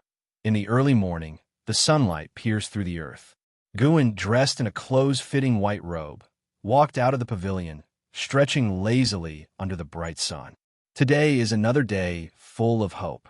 Guin sincerely sighed, harboring thoughts of a major breakthrough, an event awaited for millions of years and his happiest day, full of excitement. Even though he tried to remind himself that he was already a person of great power and should not be so excited, he couldn't help it. After thinking about it, which cultivator facing a breakthrough could remain calm? Moreover, compared to others, Guin had more confidence. He even felt that he would surely succeed in breaking through. And with such a mentality, he naturally felt more excited. Xinjun glanced at Guin from in front of the artifact refining cauldron. Without making a sound, she closed her eyes and continued practicing. After strolling in the courtyard for a while, Guin left. He walked into the woods along the mountain path, activating the lifespan breakthrough function as he walked. You have activated the lifespan breakthrough function. Based on your current realm, select the following breakthrough location. 1. Primal Harmony of Chaos. 2. Sea of Descent. 3. Holy Heart Path. 4. Realize Star. 5. Dao Qinglian Tree. 6. Great Dream Lost Realm. 7. Boundless Yin Yang Inverted Realm. 8. Final End. 9. Demon God Lake. So many new place names. This means that previously common places cannot give birth to existences higher than primordial, profound, venerable, immortal. Guin weighed the options, as some of the place names sounded dangerous. However, the lifespan breakthrough can send him to relatively safe places, at least temporarily, as long as he promptly activates the lifespan barrier. In such a case, Guin wanted to choose the broadest place possible. Search * the novel, F. Ire. At website on Google to access chapters of novels early and in the highest quality. Guin's gaze fell on the final end. This place name had appeared before, and the combination of the words final and end made his imagination run wild. Does the great Tao truly have an end? Is there really an ultimate to the years? Or is it just a name without any significant meaning? The final end should be very vast, right? After much thought, Guin decided to take a look. Transporting to the final end requires consuming 10 billion years of lifespan. Do you wish to continue? Continue. Despite reaching such a level, the transportation cost of lifespan breakthrough remains unchanged, which is quite fair. A long-lost dizziness hit him, making Guin close his eyes. After a while, Guin abruptly opened his eyes. His pupils suddenly contracted. In his sight was a dark red void, endless, with barren stars of all sizes floating around. As far as the eye could see, dark clouds seemed to be swirling at the end of the void. Everything was so oppressive. He immediately activated the lifespan barrier. As the lifespan barrier consumption prompt appeared in front of him, he relaxed. After activating the barrier, he seriously observed the final end. He discovered the Tao spiritual qi surging here was different from the spiritual energy of the heavenly Tao and chaos, filled with an agitating aura. But he had to admit, the Tao spiritual qi here was stronger. He turned around to look in all directions, but he couldn't see the supposed end in any direction. As expected, the final end is just a gimmick. Guin was secretly disappointed. Just then, his gaze fell on a corner of the void. He saw a star slowly condensing, growing larger, resembling a barren meteor, with no vegetation, no vitality. As his gaze concentrated on the star, endless cause and effect scenes poured into his eyes. This star surprisingly symbolized a great thousand world, a world containing millions of small worlds, with countless mortal worlds like Earth. However, such a magnificent great thousand world no longer existed. It was a mark left after destruction. Guin immediately looked at other barren stars. Not only the great thousand worlds, but also powerful Taoist lineages, cosmic planes, Tao, domains, etc., were all marks left after being destroyed. He even saw a type of destiny, similar to the destiny of Taoist emperors and primordial Tao emperors. The destiny star conveyed multitude scenes of cause and effect, where countless cultivators pursued this destiny, dominating and spirited, but ultimately fell with its dissipation. This kind of destiny he had never felt on the path of the great Tao, but seeing its peak, it was definitely not comparable to Taoist emperors and primordial Tao emperors. Hongming Venerable. Guan secretly noted the name of this destiny. Perhaps someone still remembered its existence. Now, Guan could understand what the final end was, a place independent of chaos and the heavenly Tao. From here, one couldn't feel the direction of chaos and the heavenly Tao, but whether chaos or the heavenly Tao, the mighty things after extinction left marks here. Guan couldn't understand why the final end formed as it did. The 3,000 great Taos is just a term. In reality, the great Taos are innumerable, always with unknown Tao rules existing. But he knew one thing. This place could give birth to existences surpassing the primordial, profound, venerable Immortal. What an unimaginably terrifying existence could be born in such a negative and oppressive place. Guan suddenly felt that the heavenly Tao was small, and even chaos couldn't represent everything. Perhaps the celestial emperor immersing himself in reincarnation was an indulgence, but searching for an opportunity to break into a higher realm. Guan took a deep breath, meditating where he was, floating in the void, as if there was invisible land beneath him. First, enhance the physique. Last time upgrading the physique consumed 5 trillion years of lifespan. Not seeming much, but compared to last time, it was more than 100-fold increase. If this time also increased 100-fold, it would be 500 trillion years of lifespan. This number was quite terrifying. Guan invested lifespan into the physique, one amount after another. Soon, the investment exceeded 5 trillion years of lifespan. Finally, he spent 2 quadrillion years of lifespan, and his physique ascended to the creation essence body. This was already equivalent to his lifespan consumption when he last broke through a great realm. Guan didn't have time to grieve the life-consuming physique upgrade before an unprecedentedly vast creation flooded into his mind. Profound abyss divine pool. Gu An's avatar and Hongyazi walked on the wasteland. He walked ahead. Hongyazi followed behind. Hongyazi held a stone in his hand, like a small knife, inscribed with 2 characters, furrowing his brows in deep thought. Years had passed, and they had yet to escape the predicament. This land seemed endless. Even flying into the sky or digging into the ground was fruitless. Just then, a glow of sunset rushed from behind, swiftly sweeping over the dim, celestial vault, brightening the whole world. Hongyazi looked up, seeing the celestial vault not only lit by the glow of sunset, but also appearing in a wave-like distortion. What is this phenomenon? Hongyazi asked. Having adventured with Gu In for so long, he had unknowingly developed a dependence on him. Guan looked up, secretly amazed. The creation essence body is indeed formidable. Without yet breaking through a great realm, just improving the physique, the phenomenon can be transmitted from the final end to the underworld. His avatar in the hidden spirit palace of the celestial spirit great world opened his eyes, seeing the 3,000 great worlds and the path of the great Tao experiencing similar phenomena, the glow of sunset illuminating all beings. Such a commotion might alarm the celestial court. Luckily, he broke through at the final end. The heavenly court of mortals should not be able to trace it there.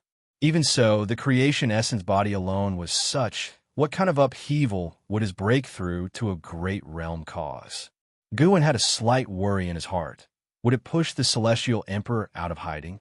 If you find any errors, ads pop up, ads redirect, broken links, non-standard content, etc., please let us know report so we can fix it as soon as possible.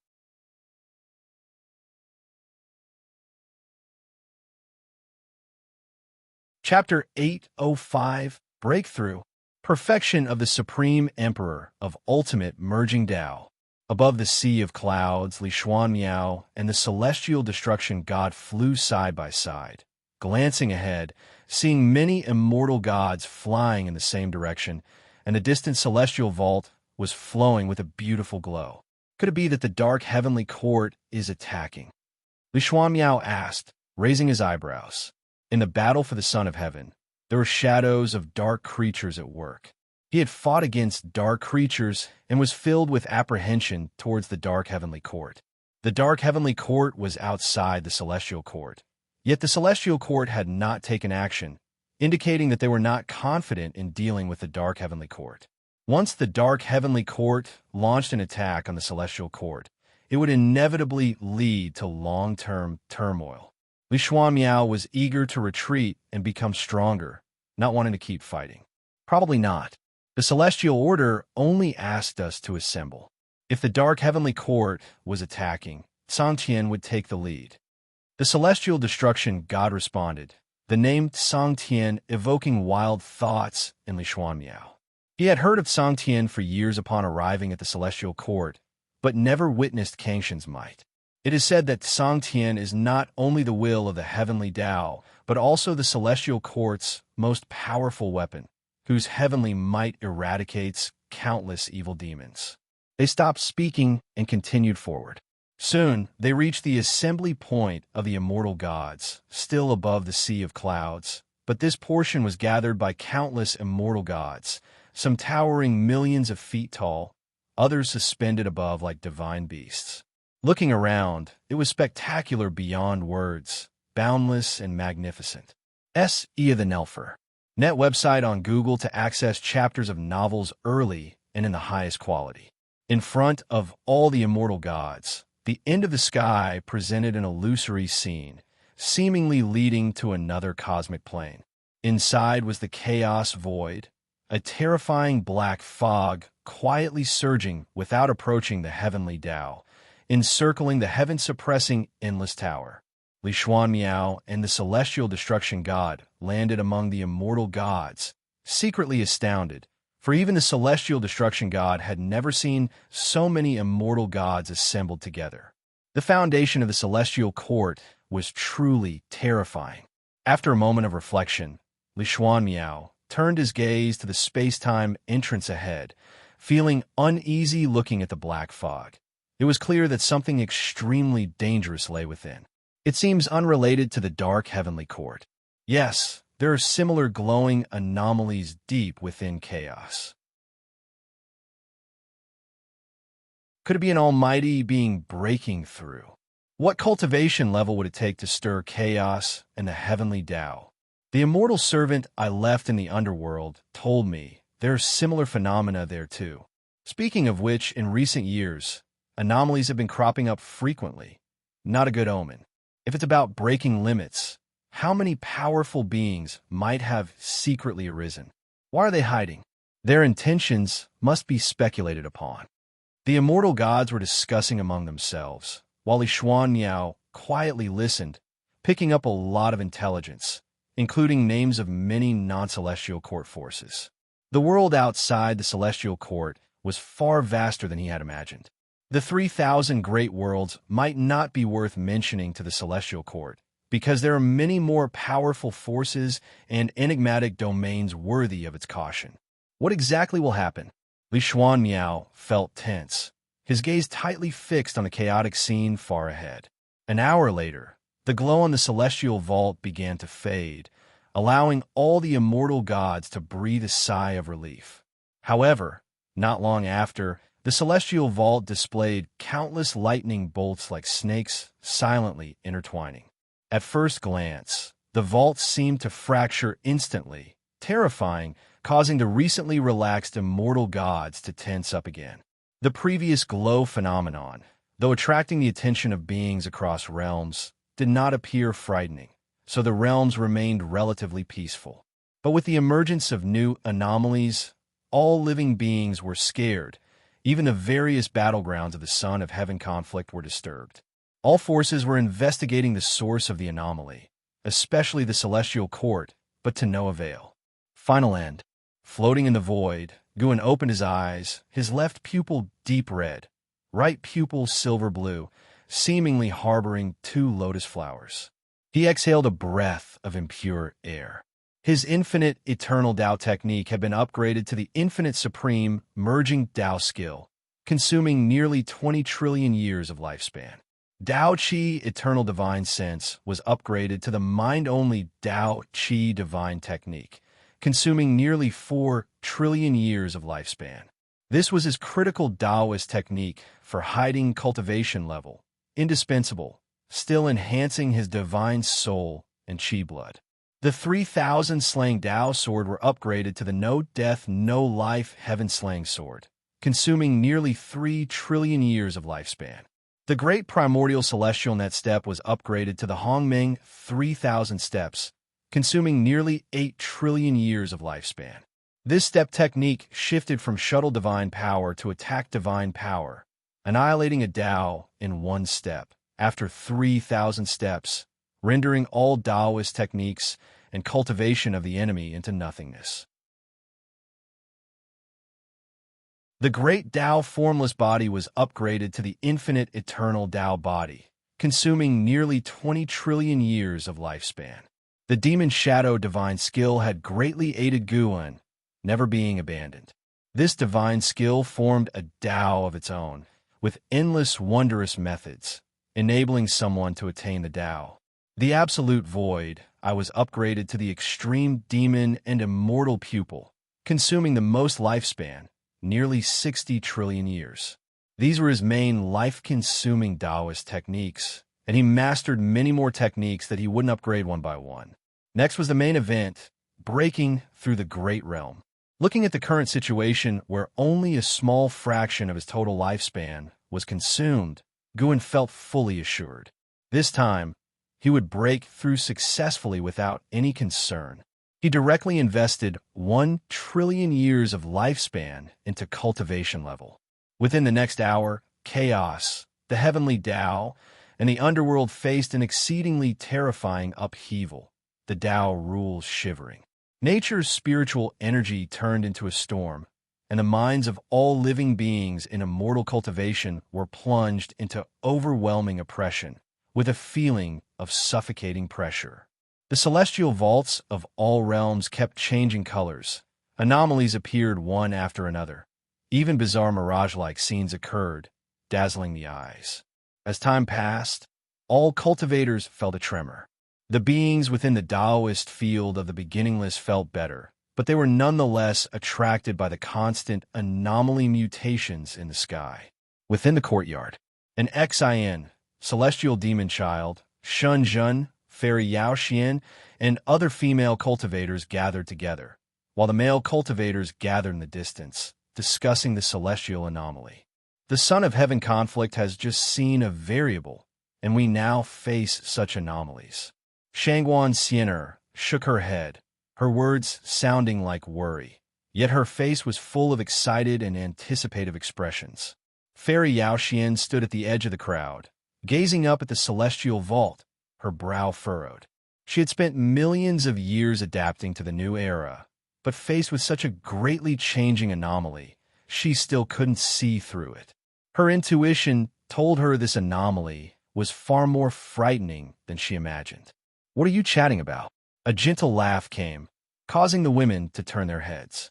They saw Guan in white clothes entering the courtyard, with his usual smile, instantly dispelling all the unease and tension in their hearts. If Guan was calm, so were they. "Ancestor, what is the reason for this anomaly?" asked the impatient Shangguan Xiener. Guan stopped, looked toward the celestial vault, and said, "This anomaly covers the 3,000 great worlds, envelopes the entire heavenly Tao, chaos too, and even the underworld is mirrored." This remark caused everyone's expression to change drastically. How great a cause and effect must it be?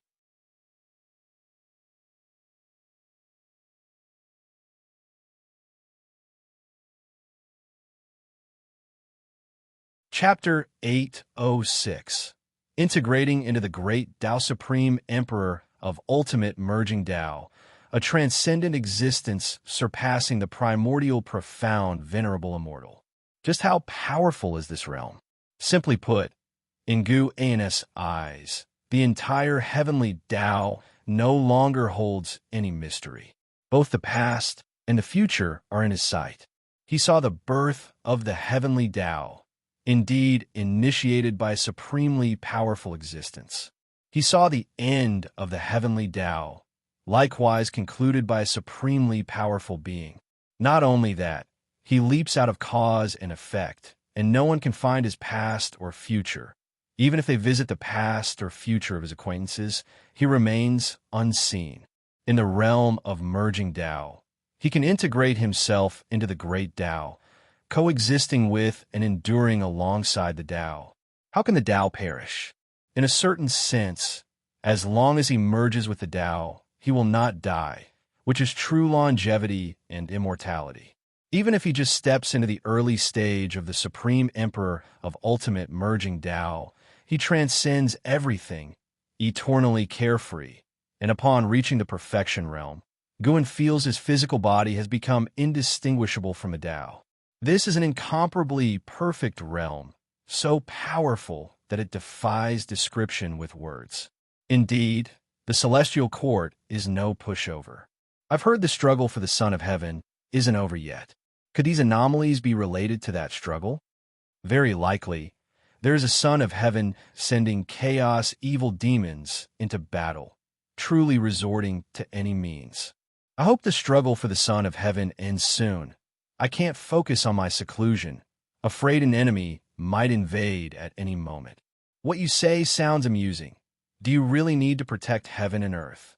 An Xian, celestial demon child, celestial Cyan, and others discussed in the courtyard.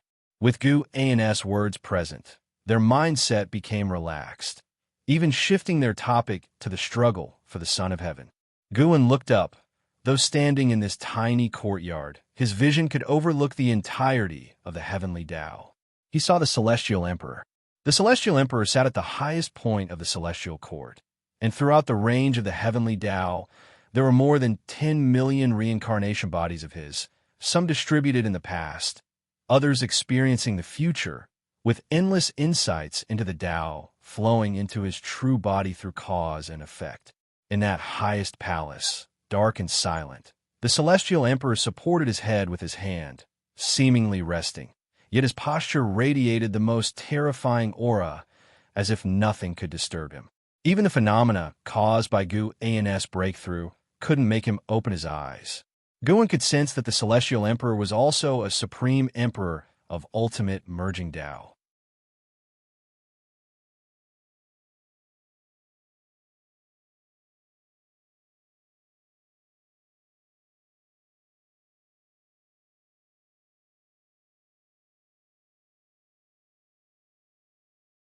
Guan looked at her and said, "Going out occasionally is beneficial, aiding enlightenment.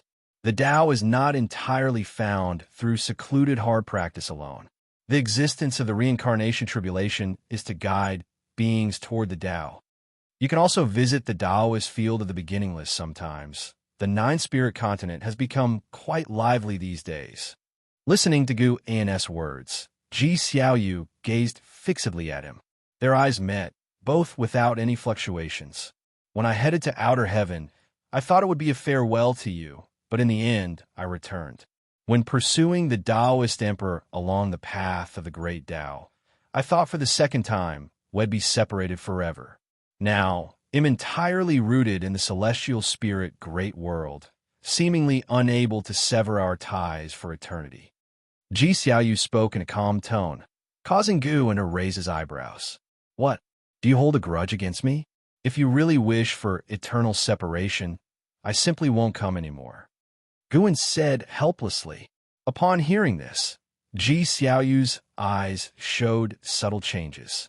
She replied, "I just don't want to burden you, and pursuing the great Tao must rely on oneself.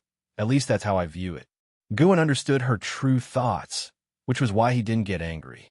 He said wryly, "According to your view, do you wish to remain forever alone?" Ji Xiaoyu paused in silence, then asked, "Is there anything I can do for you?" Why don't you show me around? I find this place quite interesting. Guan said with a gentle smile. Ji Xiaoyu didn't reject the idea. She nodded slightly, then began to lead the way, walking in front of Guan, who followed closely. Walking ahead of Guan, her lips slightly upturned but quickly returned to normal. Thus, Guan followed Ji Xiaoyu around her dojo. To avoid suspicion, Ji Xiaoyu donned a hat and a veil.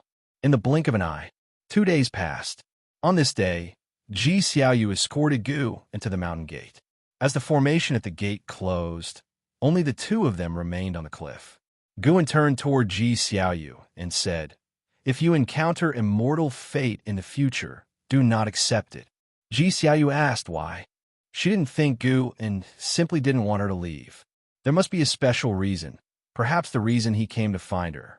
In her view, Guan couldn't have come merely for leisure, because it will be a trap. If you wish to ascend to immortality, there will be plenty of opportunities in the future, and he'll tell you when. Guan responded. This made Ji Xiaoyu's gaze toward him filled with deep meaning. She was curious about just how far Gu An's eyes could see into the future. Gu then continued, "Since you want to become an innate golden immortal, I will assist you in achieving it." As he finished speaking, Guan suddenly waved his sleeve, and a gentle breeze blew toward Ji Xiaoyu, lifting her hat, revealing astonishment on her cool and beautiful face. She stood frozen in place, regaining consciousness only after several breaths.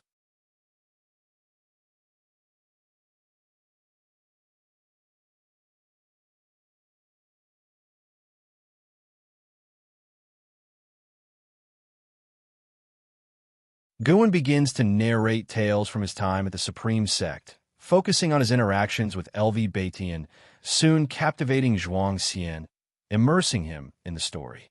He seems transported into the tale, witnessing Gu and an LV Beitian, who is transformed into Elder Tian, walking and chatting in the medicine garden. Zhuang Xian had heard many stories about the ancestor before, but those were mostly legends of the ancestor saving the world. Hearing a simple story of the ancestor interacting with others was a first. Very simple, yet full of flavor, calming his spirit. Hearing about LV Beitian restoring his identity, always wanting to pass his cultivation level to Gu En and urging him to become the sect leader, causes Zhuang Xian to smile involuntarily. Once Gu En finishes speaking, he himself drifts into reminiscence. Zhuang Xian asks, "Ancestor, is my master a descendant of Senior LV Beitian?" The ancestor indeed seems to be someone who cherishes old friendships. Gu En glances at him, smiling. No, he is the reincarnation of LV Beitian. The cultivation technique I imparted to him was once taught to me by his prior incarnation. Zhuang Xian widens his eyes with an expression of disbelief. To him, the tales of Gu and an LV Beitian should stem from an unfathomably distant past, so far back that it transcends thousands, tens of thousands of reincarnation cycles. Given such reincarnation, it's seemingly impossible to find a familiar face. Guan continues, "I am indifferent to your cultivation achievements, nor concerned about how many you may aid in the future. As long as you do not commit evil, do not harm fellow disciples. Even if you accomplish nothing, I will not expel you from Wushi. Presently, I pass the cultivation technique to you in consideration of your master. I hope you can become your master's pride, as his former incarnation always aspired to nurture an exceptional disciple." Zhuang Xian listens attentively, pondering for a moment before solemnly nodding his head. He doesn't feel disappointed by this. Instead, he finds the ancestor magnanimous and sincere, expressing a swaggering boldness that fears no change. He also hopes to become such a person. Guan raises his hand and sends out the 7-star mirror. The mirror floats in midair, the surface reflecting a beam of white light, which reveals a scene of the dark void within. "Let's watch a battle first," Guan says with a smile, and with a gesture from his right hand, a wine jug from the pavilion flies into his hand. A battle? Curious, Zhuang Xian's gaze turns to the dark void ahead, witnessing two figures approaching each other. Who are they? Zhuangxian cannot resist asking. Guan responds, "Sons of Heaven, the two who plunged the 3,000 great worlds into a millennium-long catastrophe. They are about to have their final showdown." Sons of Heaven. Zhuangxian's eyes widen, turning to Gu and with an expression of disbelief. The current celestial spirit Great World has already formed links with the 3,000 Great Worlds, coupled with the presence of the 10,000 Realms Gate, so Zhuangxian is aware of the battle for the title of Son of Heaven. Such a narrative feels incredibly distant to him. In his mind, the celestial court even seems to be above the beginningless realm. Within the beginningless, no one can compare to the Son of Heaven. The ancestor can, astonishingly, glimpse the Sons of Heaven's duel from within the dojo, and the two Sons of Heaven are completely unaware. What kind of technique is this? What kind of cultivation level could achieve this?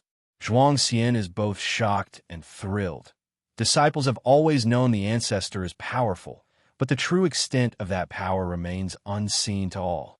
Today, the ancestor's demonstration, though not earth-shattering, has shattered his perception.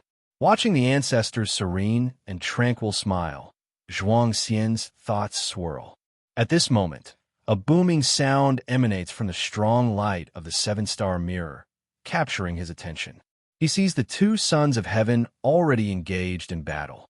The scene instantly pulls back, yet even so, the mana of both Sons of Heaven fills the entire view. Occasionally, he sees the two Sons of Heaven grow in size, battling with Dharma aspect, then shrink, with the scene changing to appear in other universes, the battle moving so rapidly that he daren't blink. Although indistinct, he senses the two Sons of Heaven's terrifying strength. Ping! The sound of the mirror shattering reaches him. Zhuangxian watches the scene, feeling as if the universe was being smashed apart, with the dark void quickly turning into an intense red. Nine Heaven's true dragon Shi. Father Emperor indeed dotes on you. Xinyuan Human Venerable's voice rings out, icy cold. S.E. of the novel, F. Ire. At website on Google to access chapters of novels early and in the highest quality. Another voice accompanies it. Humph, that's because my aptitude is sufficient for cultivation. Though we are both Sons of Heaven, the disparity in talent is truly present. Following this, Zhuangxian sees dragons appearing out of thin air, relentlessly attacking each other, half golden, half black, seemingly two hordes of dragons locked in battle, each enormous, with stars beside them akin to grains of sand. How do you also possess Nine Heaven's true dragon Shi? Great Immortal Divine Yuan's voice sounds again, laden with shock and anger. You're right. There's indeed a talent gap between us. Xinyuan Human Venerable replies with contempt. Guan watches their Nine Heaven's true dragon Shi, his thoughts drifting. He recalls the final battle between Guxuan Yu and Tai Hao, where they too wielded Nine Heaven's true dragon Shi. Yet compared to them, Xinyuan Human Venerable and Great Immortal Divine Yuan's Nine Heaven's true dragon Qi pales in significance.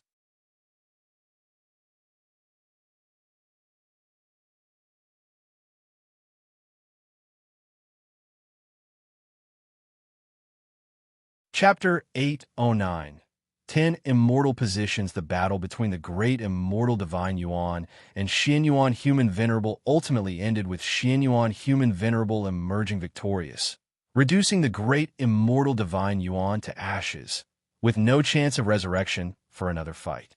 Afterward, Xinyuan Human Venerable stood alone in the shattered void, gazing upward as if looking at the mysterious and elusive Sangtian. This battle of the Son of Heaven lasted a full day and night, which was relatively short for their realm, and Zhuangxian watched with great interest. Although, most of the time, he couldn't see the details of the battle between the two Sons of Heaven, he still watched with relish, as if witnessing the evolution of a myth. Guan put away the seven-star mirror, causing the image suspended before them to dissipate. He stood up and stretched lazily. Zhuangxian quickly got up, nervously looking at Guan. Is it time to cultivate? He was both eager and nervous to be personally taught by the ancestor. He feared disappointing the ancestor because he had never been the most insightful in his generation. His talent often seemed mediocre compared to his peers. Guan looked at Zhuang Xian and smiled, saying, "I will only teach once. How much you can comprehend depends entirely on your fortune." These words made Zhuang Xian even more nervous, and he could only nod cautiously. Sunlight streamed through the bamboo forest, falling upon the two, imparting a sense of harmony and the beauty of tranquil times. The battle of the Son of Heaven has ended. For the all-living beings across all realms, once their great world is no longer plagued by evil demons, the battle is over. But for the sects across the realms, the real highlight is after Xianyuan Human Venerable's victory. Will the Son of Heaven fulfill his promise? Do they have a chance to ascend to immortality? Sara the novel_fire. At website on Google to access chapters of novels early and in the highest quality. Ultimately, Xianyuan Human Venerable did not disappoint, choosing a group of meritorious great cultivators to go to the celestial court and sending Sichuan Old Immortal to travel across the 3,000 great worlds to reward deeds according to merit. About 1,000 years have passed since the Battle of the Son of Heaven. In late summer that year, Xianyuan Human Venerable, accompanied by Sichuan Old Immortal, came to visit Guan sent in Zizai to receive them, and they met again at the mountain viewing pavilion.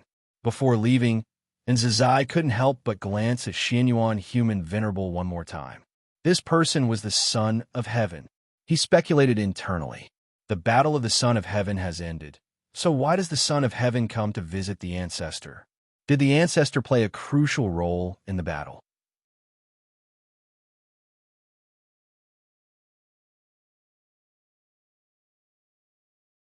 Guan was very satisfied with Xianyuan Human Venerable's actions after his victory. At least he did not deceive the all-living beings, and with victory, there truly was a chance for immortality. Furthermore, the 3,000 great worlds did not perish and be recreated, which indicated Xianyuan Human Venerable exerted his influence on the celestial court. Xianyuan Human Venerable said, "Ancestor, your assistance was immeasurable. I had to come to express my gratitude. I'm willing to offer you 10 Immortal Ascension slots. How about that?" 10 Immortal Ascension slots. Guan couldn't help but feel amazed. No wonder Tai Immortal Monarch was so committed to supporting the Son of Heaven. Relationships are truly important. How many years would it take for the 3,000 great worlds to birth an immortal god? Xianyuan Human Venerable effortlessly offered 10 slots. And Guan could sense that these 10 slots were not just ordinary celestial god positions, but star monarch immortal positions. "You have already given me the heavenly Tao Emperor Jade. That's enough." Guan shook his head and smiled. Xianyuan Human Venerable replied sternly, "The heavenly Tao Emperor Jade was to request your assistance. But now I'm talking about the reward after victory, which is what I should give." "Yes, ancestor. If you can't decide now, you can accept them first and later give the opportunity to whichever disciple wishes to ascend to immortality." Sichuan Old Immortal chimed in. Xianyuan Human Venerable waved his sleeve, and 10 green jade long sticks appeared on the table, each engraved with the words Star Monarch. Guan no longer refused and asked, "Your Highness, how will you treat the 3,000 great worlds in the future?" Xianyuan Human Venerable was secretly astonished. How did the ancestor know he could rule the 3,000 great worlds? This was a reward he received from Sangtian not long ago, effectively enabling him to oversee 3,000 celestial gods, along with many immortals and gods who prioritized the 3,000 great worlds to serve him, greatly expanding his power. Of course, he was merely astonished and did not ponder too much, considering the ancestor's cultivation level. Deducing this was not impossible. Xianyuan Human Venerable began to describe his plans, believing the 3,000 great worlds held great potential and intended to develop them well, making them a significant part of the heavenly Tao, heralding unprecedented fortune and marching towards a grander era. The three chatted for a long time, mostly with Guan listening, while Xianyuan, human venerable, and Sichuan, old immortal, observe his expression, afraid he might be dissatisfied. Xianyuan, human venerable indeed, had faith in the 3,000 great worlds, but most importantly, he wanted to enlist Gu An's support. Having Guan in the 3,000 great worlds was of extraordinary significance.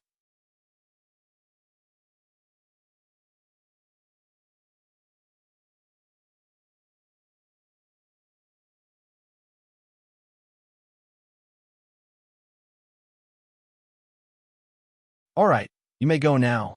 Sichuan, old immortal, was puzzled upon hearing this, wishing to ask what matter it was, but dared not get entangled in the cause and effect of Son of Heaven Jiyan.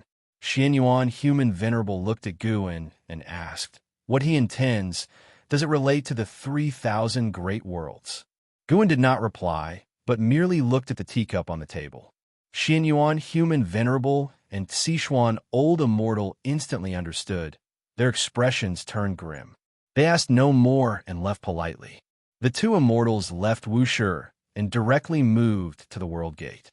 Xianyuan, human venerable's face was livid, his eyes fiery, causing the celestial spirit god guarding the world gate to hurry to his feet.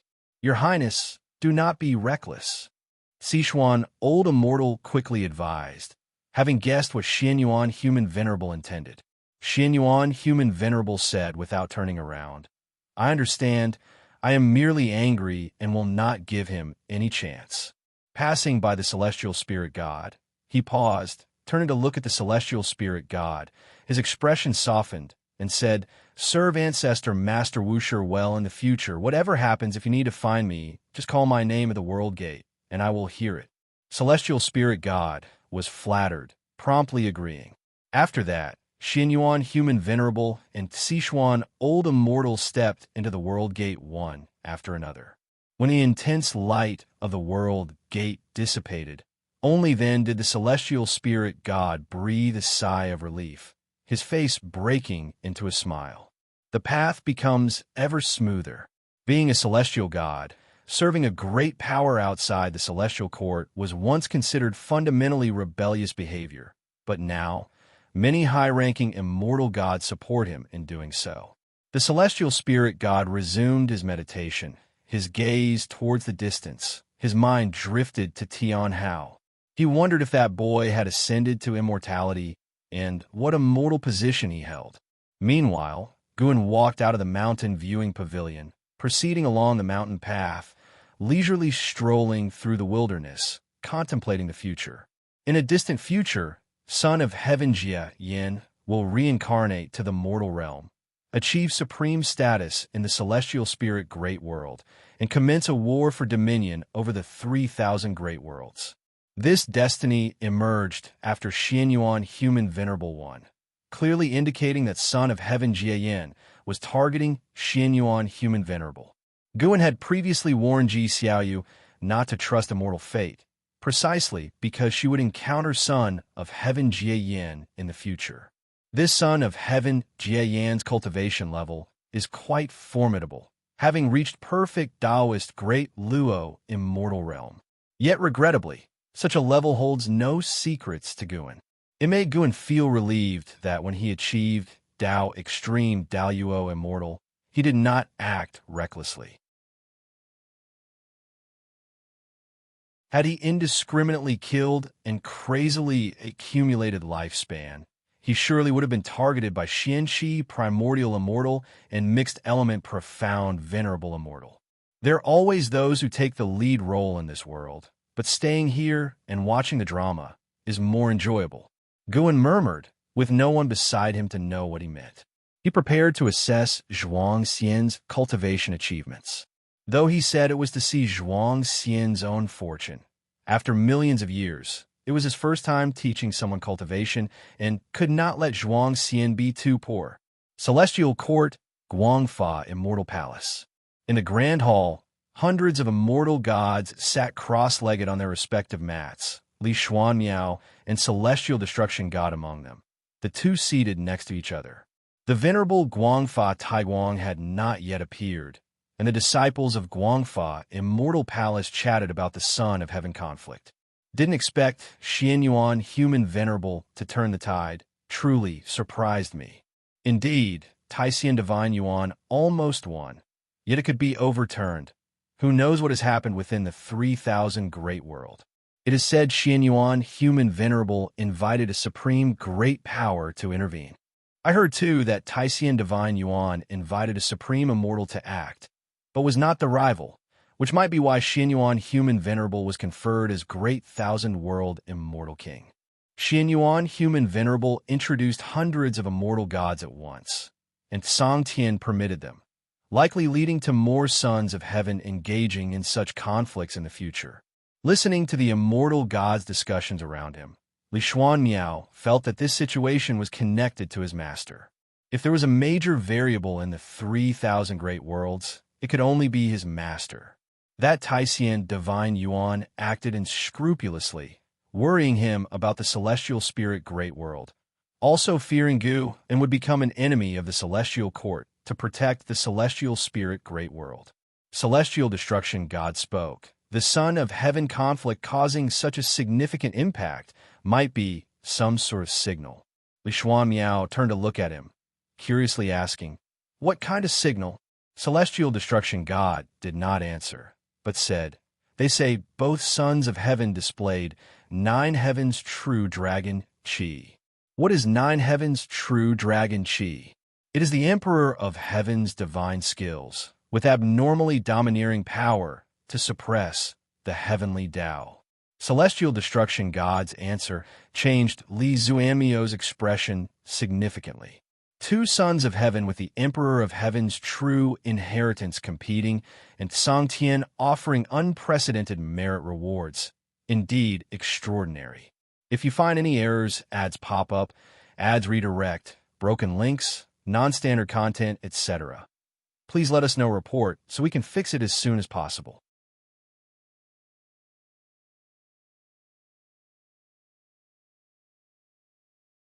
Chapter 811. Duga, Demon Emperor. As Li Xuanmiao pondered Kangshin's will, a golden light appeared on the steps ahead. As the golden light dissipated, Venerable Guangfa Taiguang appeared on the lotus throne and sat down. His imposing figure appeared, and all the immortal gods in the hall stood up and bowed to him. Venerable Guangfa Taiguang nodded slightly, raised his hand and pressed down, indicating for all the immortal gods to sit. Once all the immortal gods were seated and looking at him, he spoke, "Today's lecture will discuss the immortal gods, and we shall talk about what it means to be an immortal, what it means to be a god, and what the order of the heavenly Tao should be. I hope you will find your own path in comprehending the heavenly Tao, and no matter the outcome, do not regret." On hearing this, the immortal gods sat upright, knowing that this lecture was connected to the dispute for the title of Son of Heaven, a matter of great interest to them.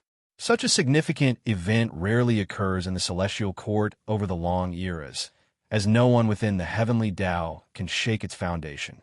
The white-haired elder in the first row spoke first. This humble Taoist believed that immortal gods should focus on destiny. Relying on it means relying on all beings of heaven and earth. Thus, immortal gods should primarily protect all beings. His status was evidently high, as he was the first to speak, and the other immortal gods listened intently. After he finished speaking, an immortal god quickly rebutted. An immortal is an immortal. Mortal spirits cultivate to become immortals, enduring hardships. Yet after becoming immortals, they still weigh mortal spirits heavily. What is the meaning of our immortal cultivation? Immortals should keep their distance from mortal spirits. This itself is a protection. In fact, even if we do nothing, mortal spirits will still worship us, so there's no need to curry favor for the sake of destiny. His argument won the approval of many immortal gods, most of whom were from the mortal world, having faced trials themselves. They knew the dangers of human hearts and inherently detested the machinations and disputes of mortal spirits. Suddenly, the immortal gods split into 2 factions and began debating. It was difficult for anyone to propose a third view without being dragged into the conflict between immortals and mortals. Li Xuanmiao remained silent, observing the attitudes of the immortal gods. Though he could understand some immortal god extreme comments, he always felt that immortal gods should protect mortal spirits. What's called an immortal god doesn't really rely on their own cultivation, but on the heavenly court's destiny to achieve immortality. Since the heavenly court requires the faith of all beings, immortal gods should inherently have the responsibility to protect mortal spirits. At least, that's what Li Xuanmiao believes. Venerable Guangfa Taiguang did not speak. He listened quietly. With him presiding over the court, the immortal gods had disputes but maintained order without devolving into chaos. CTH Novel Fire. Net Asterisk website on Google to access chapters of novels early and in the highest quality. Far away in the Taoist field of the beginningless, Gun was also listening to the lecture. After reaching the level of Supreme Emperor of Ultimate Merging Tao, the Celestial Court seemed less mysterious to Guan, who often spied on it. Since Li Xuanmiao was listening to the Tao, Guan decided to eavesdrop too. Observing the Celestial Court over the years, Gu then discovered an intriguing phenomenon. Supreme Immortal and Celestial Tao Venerable often have compassion for all beings, whereas Celestial God, Star Monarch, Main Deity, Immortal Monarch are more disdainful of them. The former did not originate from the mortal realm, while the latter mostly fought their way out of the mortal realm, only to scorn its beings, a truly ironic fact. While Guan was enjoying what he heard, an Xian appeared in the courtyard. She came to the tree and looked at Guan lying in the rocking chair, asking, "Master, I have something to ask you." She glanced at Shen Zhen, hesitant. "Just speak," Guan replied casually. An Xian immediately asked, "Has the owner of those eyes left?" "Yes, captured by immortal gods to the Celestial Court." "What? Why?" "No reason. The Celestial Court doesn't tolerate those eyes." Gu An's answer made an Xian frown and caught Shun Zhen's attention. An Xian thought of Gu An's warnings to her, feeling heavy-hearted, even though those immortal emperor's eyes were intimidating. Yet thinking that such a powerful entity was apprehended by the Celestial Court, she felt akin to empathy. She stopped asking, bowed to Guan, then left. Although Shun Zhen was curious, she didn't ask more and continued her cultivation. Guan also didn't discuss the immortal emperor's eye with her. He had no intention of rescuing the owner of those eyes, as there was no cause and effect connection. That owner of the immortal emperor's eye was already imprisoned in the heavenly prison. Guan was familiar with that prison because Profound Abyss had spent a long time there, where only beings of great power were detained. Speaking of it, when Profound Abyss escaped from the prison, the fierce demon who caused chaos in the Celestial Court was still trapped inside. After countless ages, that demon's demon chi had dissipated, yet his body and soul persisted, enduring daily the torment of celestial fire. Xianqi primordial immortal cultivation level. Guan discerned his origin, named Dugu, Demon Emperor, with half immortal blood in his veins.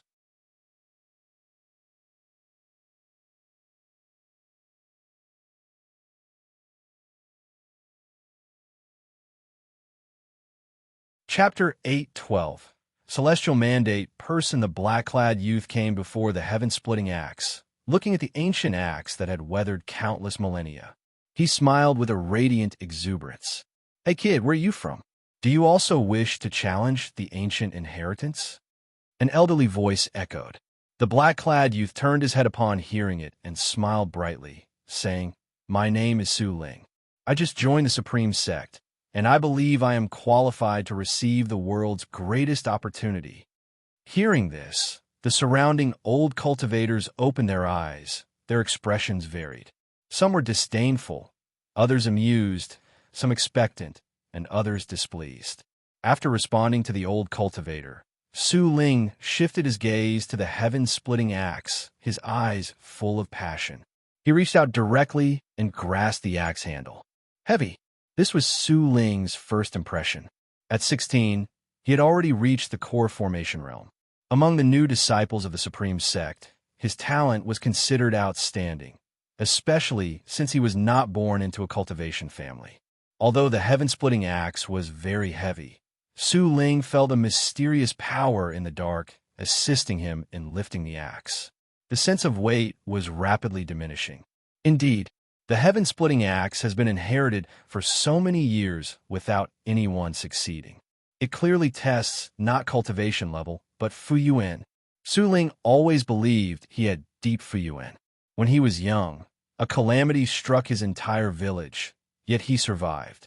He always felt grateful to the heavens, carrying a thankful heart from a young age. He had a fervent spirit, always ready to help those in need, earning a reputation for chivalry while young. It was this chivalry that drew the attention of the supreme sex cultivators. After an entry test, he turned out to have extraordinary talent. He felt his good fortune and talent had special significance, with a grand mission awaiting him. Gaining the heaven-splitting axe's inheritance would assist him in completing this great mission. If there is celestial mandate in the mystery, let it help me lift it.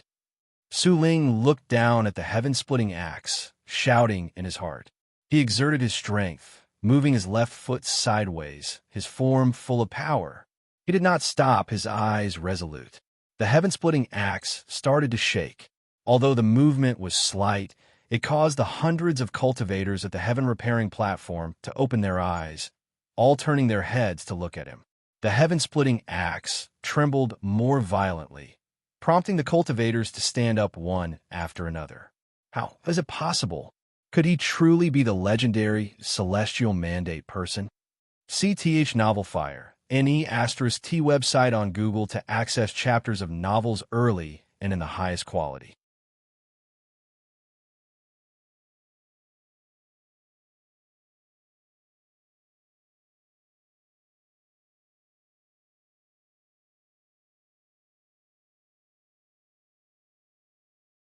Chapter 813.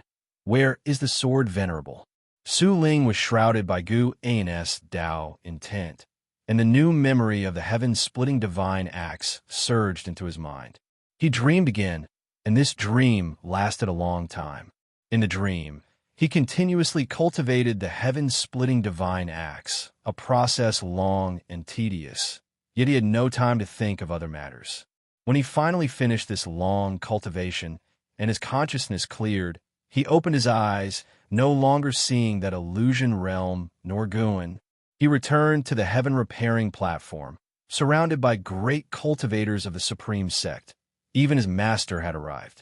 Seeing Su Ling open his eyes, the great cultivators around him began to ask questions. Disciple, how are you? Did you receive the legacy? What did you comprehend just now? What did you see? Did you meet the supporting Dao, Sword Venerable? Speak quickly. You're killing me with suspense. The great cultivators babbled questions, making Su Ling somewhat dazed, which only made them more anxious.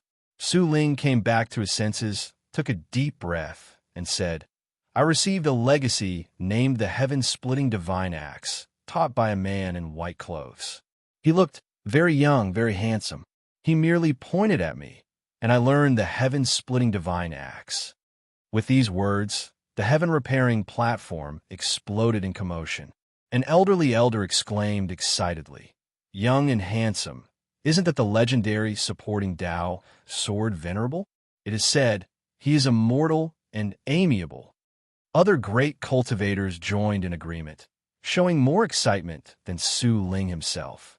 Watching the surrounding people's ecstatic expressions, Su Ling felt confused. Even his usually stern master gazed at him intensely. Sar the Novelier.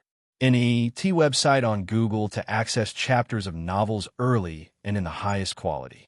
At this moment, he finally realized how exalted the status of the supporting Dao, Sword Venerable was. He recalled Gu An's appearance, his heart filled with boundless curiosity. Was that person really the supporting Dao, Sword Venerable? What level of cultivation did he possess?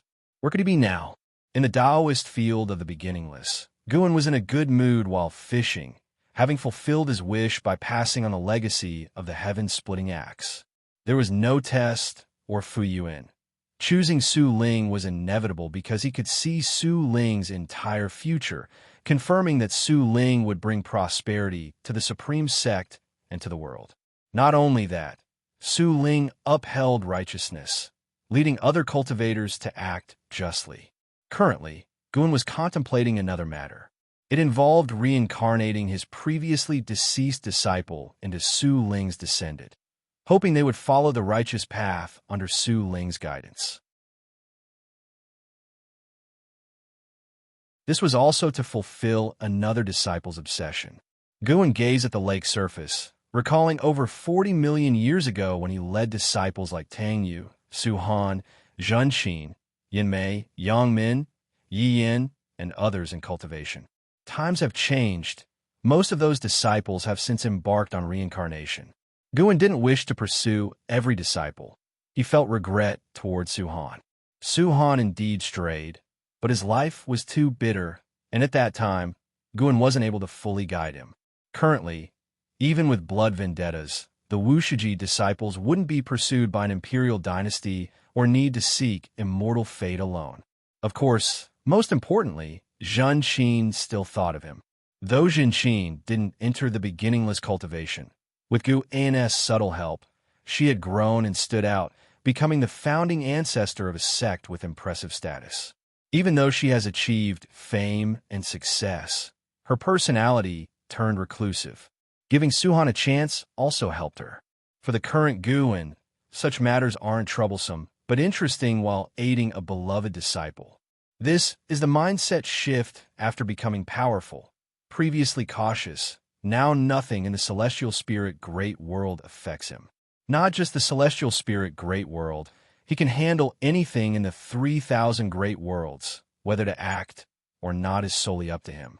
Guan is increasingly less restrained, enjoying this process. In the unseen, the ineffable Tao Heart realm seemed to guide him. He can now confirm. To become a saint requires transcending that Tao Heart realm. Even facing the Celestial Emperor, he felt confident. Thus he's in no hurry, enjoying life while understanding the so-called saint realm. Slowly comprehending, if it doesn't work, then risking life. Things Guan couldn't achieve in cultivation over the years were made possible by risking life, which doesn't negate his efforts as those experiences and insights were objectively existent. As Guan reminisced on the past, a figure approached. It was Zhuang Xian. Over the years, Zhuang Xian had become steadier and carried an extraordinary aura.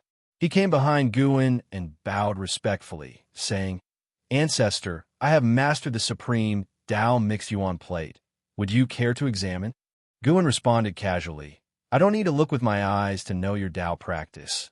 You indeed mastered it, though far from perfection." Zhuang Xian remarked, "The supreme Tao Mixed Yuan plate is indeed profound, with endless creation. From now on I will prioritize it.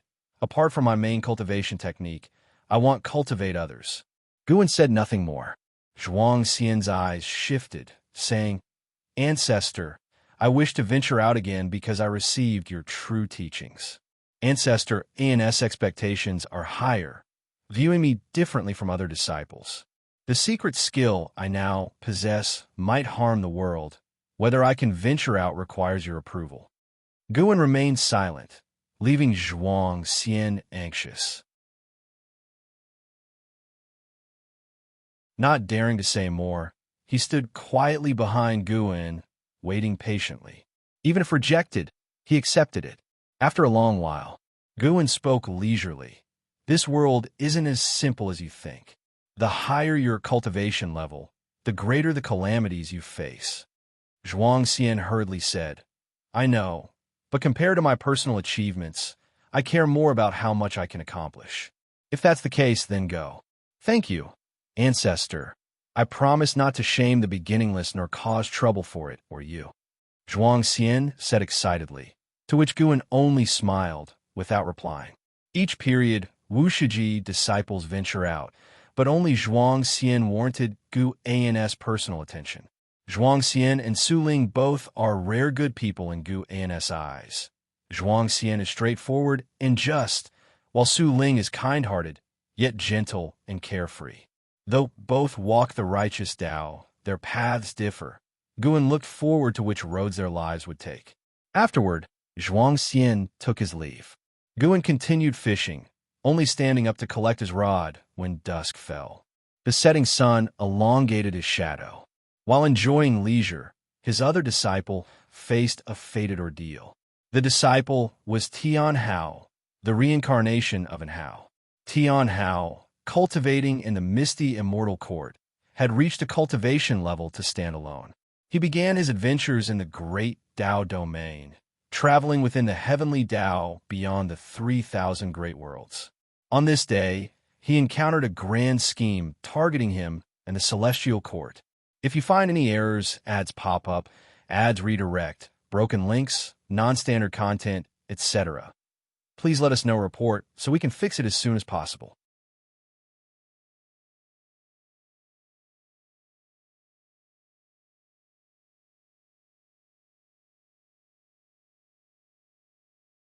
Only by acquiring this legacy will you have hope of rivaling him.